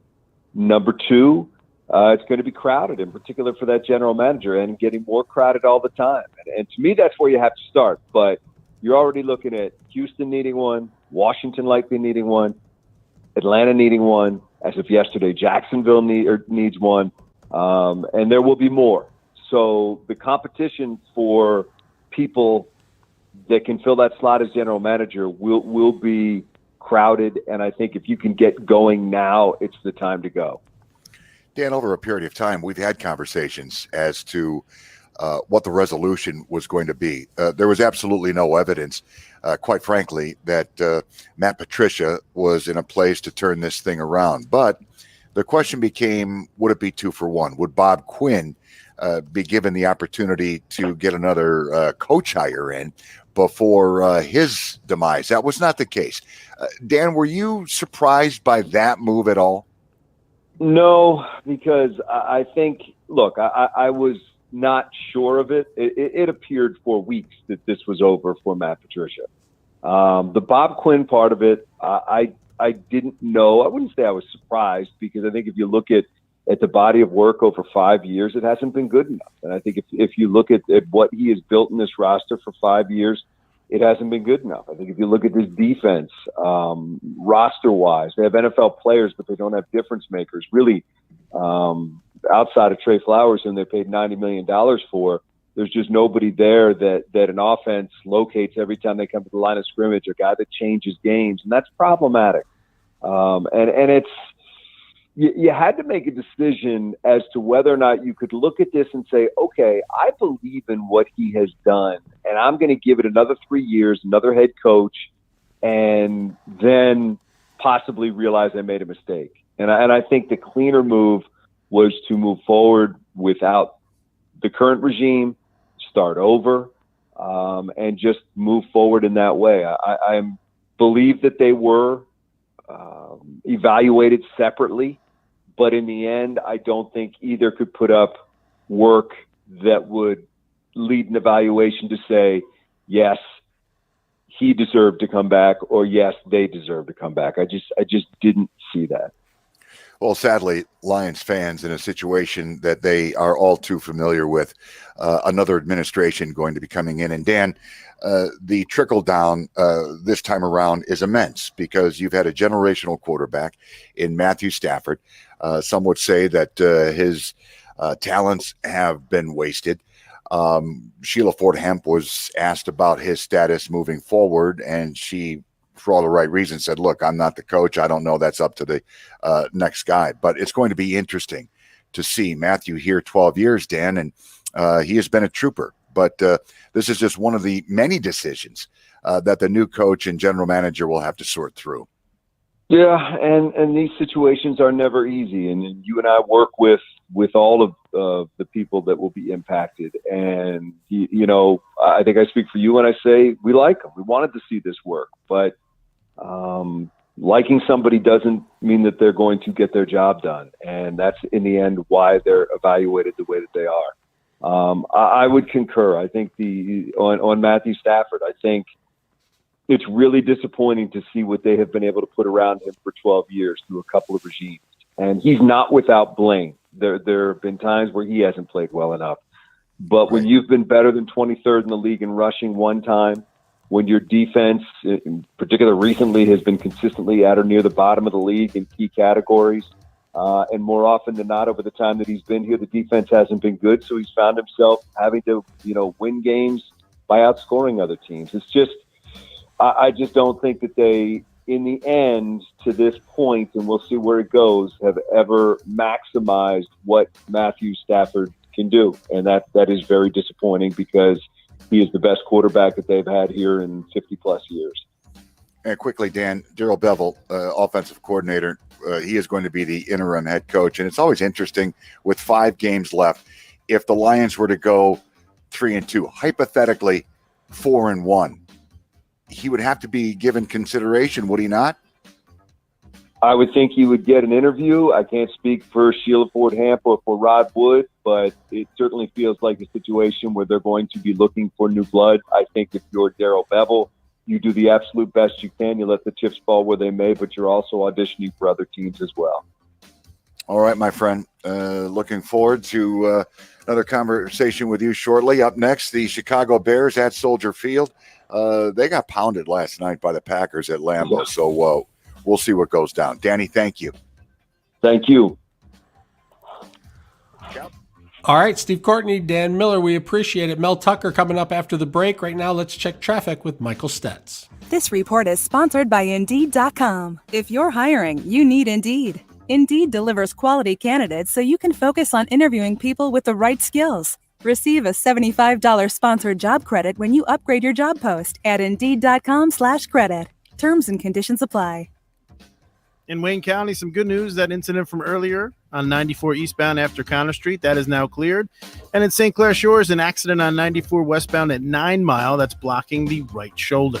Now WJR weather first from the Weather Channel, sponsored by Guernsey Farms Dairy. Guernsey Farms Dairy is celebrating 80 years of serving Michigan and wants to wish you a happy holiday. Enjoy the Guernsey Farms Dairy award-winning dairy products and special holiday eggnog this season at your local grocer or their newly remodeled store and restaurant in Northville. And visit GuernseyFarmsDairy.com to order carryout. Winter weather advisory kicks in 3 o'clock this afternoon until noon tomorrow. A little bit of light snow in the forecast. Could get slick tonight, tomorrow. Today, probably just rain and snow showers, transitioning on over to snow showers for the afternoon. Gusty winds, 42 and falling temperatures today. Overnight tonight down to 27, so snow will stick. 1 to 3 inches of snow possible on gusty west-northwest winds. Snow showers Tuesday morning should dry out and windy in the afternoon and cold at a high of only 34. From a Weather Channel, I'm meteorologist Ray Staging on News Talk 760 WJR. For all the latest in investing, finance, and retirement news, tune into The Rich Paul Show Saturdays at 9 a.m., Mondays at 7 p.m. This Thanksgiving edition, football and financial planning, email questions, and much more on The Rich Paul Show Saturdays at 9 a.m., Mondays at 7 p.m. Hi, I'm Connie Holzer. At Tom Holzer Ford, we have an exceptional team that cares about you. We go above and beyond to give you a wonderful experience. So come and see us, 10 Mile and Haggerty and Farmington Hills. Imagine if you walked into a car dealership and they only had one model in one color with one set of options. That would be crazy. You'd turn around and walk out. But that's exactly what most remodeling companies do. They have tunnel vision, meaning they only offer one kind of windows or one kind of roof or one kind of siding that they are determined to sell you. To heck with what's actually best for your home, your preferences, or your budget. Call Performance Remodeling instead. We offer real choices, multiple materials, lines, manufacturers, and styles of windows, roofing, and siding. Whatever you want, whatever you need, whatever is best for your situation, we'll listen to you and help you get the right product at the right price. No pushy salespeople, no one-size-fits-all solutions. We also offer the industry's only true lifetime guarantee, which means as long as you are in your home, you pay for nothing ever again. Call Performance Remodeling at 586-540-6000 or online at windowsroofingsiding.com. The only way to beat COVID-19 is to face it. You can't forget the danger. Wear the mask, wash your hands, keep a safe distance, especially over the next few months. You know we'll get back to normal, but not yet. Consider virtual gatherings for the holidays, curbside food orders, shopping local. Let's beat this virus into submission. We can if we face it together. For more safety tips, visit ocgov.com/COVID. Paid for by Oakland County Health Division. WJR honors our 2020 class of Women Who Lead. 12 outstanding female leaders making a difference in the Great Lakes region. Listen Friday morning as Paul W. Smith talks with this year's honorees about their contributions to the growth and success of our community. Sponsored by General Motors. Hello, I'm John Ezzo, president and founder of New Image Building Services. We specialize in building cleaning and disinfection plans for schools, offices, retail, and manufacturing plants across Michigan. As someone who deals with COVID-19 every day, I wanted to thank those businesses that are making it safe for their employees and customers like me. We're all in this together, and we need to do our part to make this work. If you need a cleaning and disinfection plan or an evaluation of your current one, Call them today at 586-465-4420 or visit newimagebldg.com. Now back to more Paul W. Smith on WJR. Once again substituting, here's Kevin Dietz. Boy, Saturday was a lot of fun for Spartan football fans as MSU scored an impressive 29-20 win over Northwestern, a team which had previously been unbeaten. We got off to a great start and held off a comeback effort, resulting in a huge win. And here to talk about it all is head MSU football coach Mel Tucker and Steve Courtney. Good morning, guys. Good morning, Kev. Hello again, everybody. Yes, indeed, a program win for Mel Tucker and the Spartans. And take care of number 8 Northwestern on the banks of the Red Cedar, 29-20. Coach, how you doing? I'm doing great this morning. How are you? Everything is well. I thought a message was sent early in this tilt. You go back to Northwestern's opening possession there. They're in the red zone looking at a 4th and 1. Coach Fitzgerald decides to go. Isaiah Bowser carries the ball. He is stuffed. Ensuing Michigan State possession, it was that 75-yard touchdown strike to Mr. Naylor. We're up 7-0 at that point. Defensively, that was a heck of a statement early on, Coach. Yeah, it was, and again, the credit goes to our players. They play really well. They play hard. They play together. Complementary football. Offense, defense, and special teams working together. Our coaching staff did an outstanding job preparing the last couple of weeks. We were devastated when we didn't get a chance to play Maryland, and so we quickly focused on Northwestern. But obviously starting fast and finishing strong is very important. 17-0 lead is built. Things are going our way. There's absolutely no doubt about it, Coach. And then, as we discussed after the game, a little adversity. Northwestern, a heck of a team. They come back early fourth quarter and take the lead. At this particular time, what are you telling your team? Obviously, adversity is part of the game from time to time. But to their credit, they were able to pin the ears back and get to work. Yeah, we talked to them about before the game about the momentum swings in games like this, and the pendulum is always swinging, and eventually it's going to swing back your way. So we talked about just keep chopping wood. Don't look at the scoreboard. Just play the next play. Each play has a history and a life of its own. It was all about execution, and just never flinch. And I told the guys after the game, I said I believe that a lot of the adversity that we've had this season so far has hardened us, and so we're able to remain focused, keep our resolve, and focus on our process. Our process is technique and fundamentals, playing smart, playing fast, playing physical. We know we're in good condition and playing complementary football, and that's what we did. Well, a couple of calling cards of Michigan State football back on the scene, being able to run the ball, Coach. Connor Hayward, 24 carries, 96 yards. He was running heavy that particular day, no question about it. Rocky Lombardi, just the one turnover, and that was absolutely huge, Coach. He had 10 carries for 65 yards as well. 195 yards on the ground as a team. You'd take that every week, huh? Yeah, well, obviously, like you mentioned, the turnover margin. We were able to win the turnover battle, and that's critically important, as we all know. By now that if you can take care of the football, you can take it away. You got a much better chance of winning a football game, and obviously, being able to win in the trenches. We've been close. I've said that. I think I might have said that last week. We felt like we were getting better in our offensive line, our tight ends and our blocking. Our receivers did a heck of a job blocking downfield, and we really have been working hard with our runners to hit the hole and understand where the power of the play is and where the ball is supposed to be run, where it's supposed to hit, and then get behind your pads and have a flat back and play with some hat speed, run through the smoke. And then if you can't make a guy miss, then, then run the guy over and fall forward for 3. And so that's what we worked. That's what we did on Saturday. Conversely, defensively, able to shut down the run. Northwestern just 63 yards on the ground. Pretty aggressive defensive performance all the way around, Coach. Yeah, and we rotate a lot of guys in there, and it's it starts up front. Being able to set the edge and build a wall with the front. Make a new line of scrimmage. Finishing on top. Knock back tackling.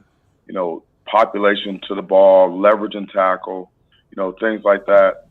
Just playing sound and solid. I mean, everything that we run schematically is sound versus the run and versus the pass. It's all about execution, and we talked about the mental and physical toughness that it takes to play a game any game for 60 minutes.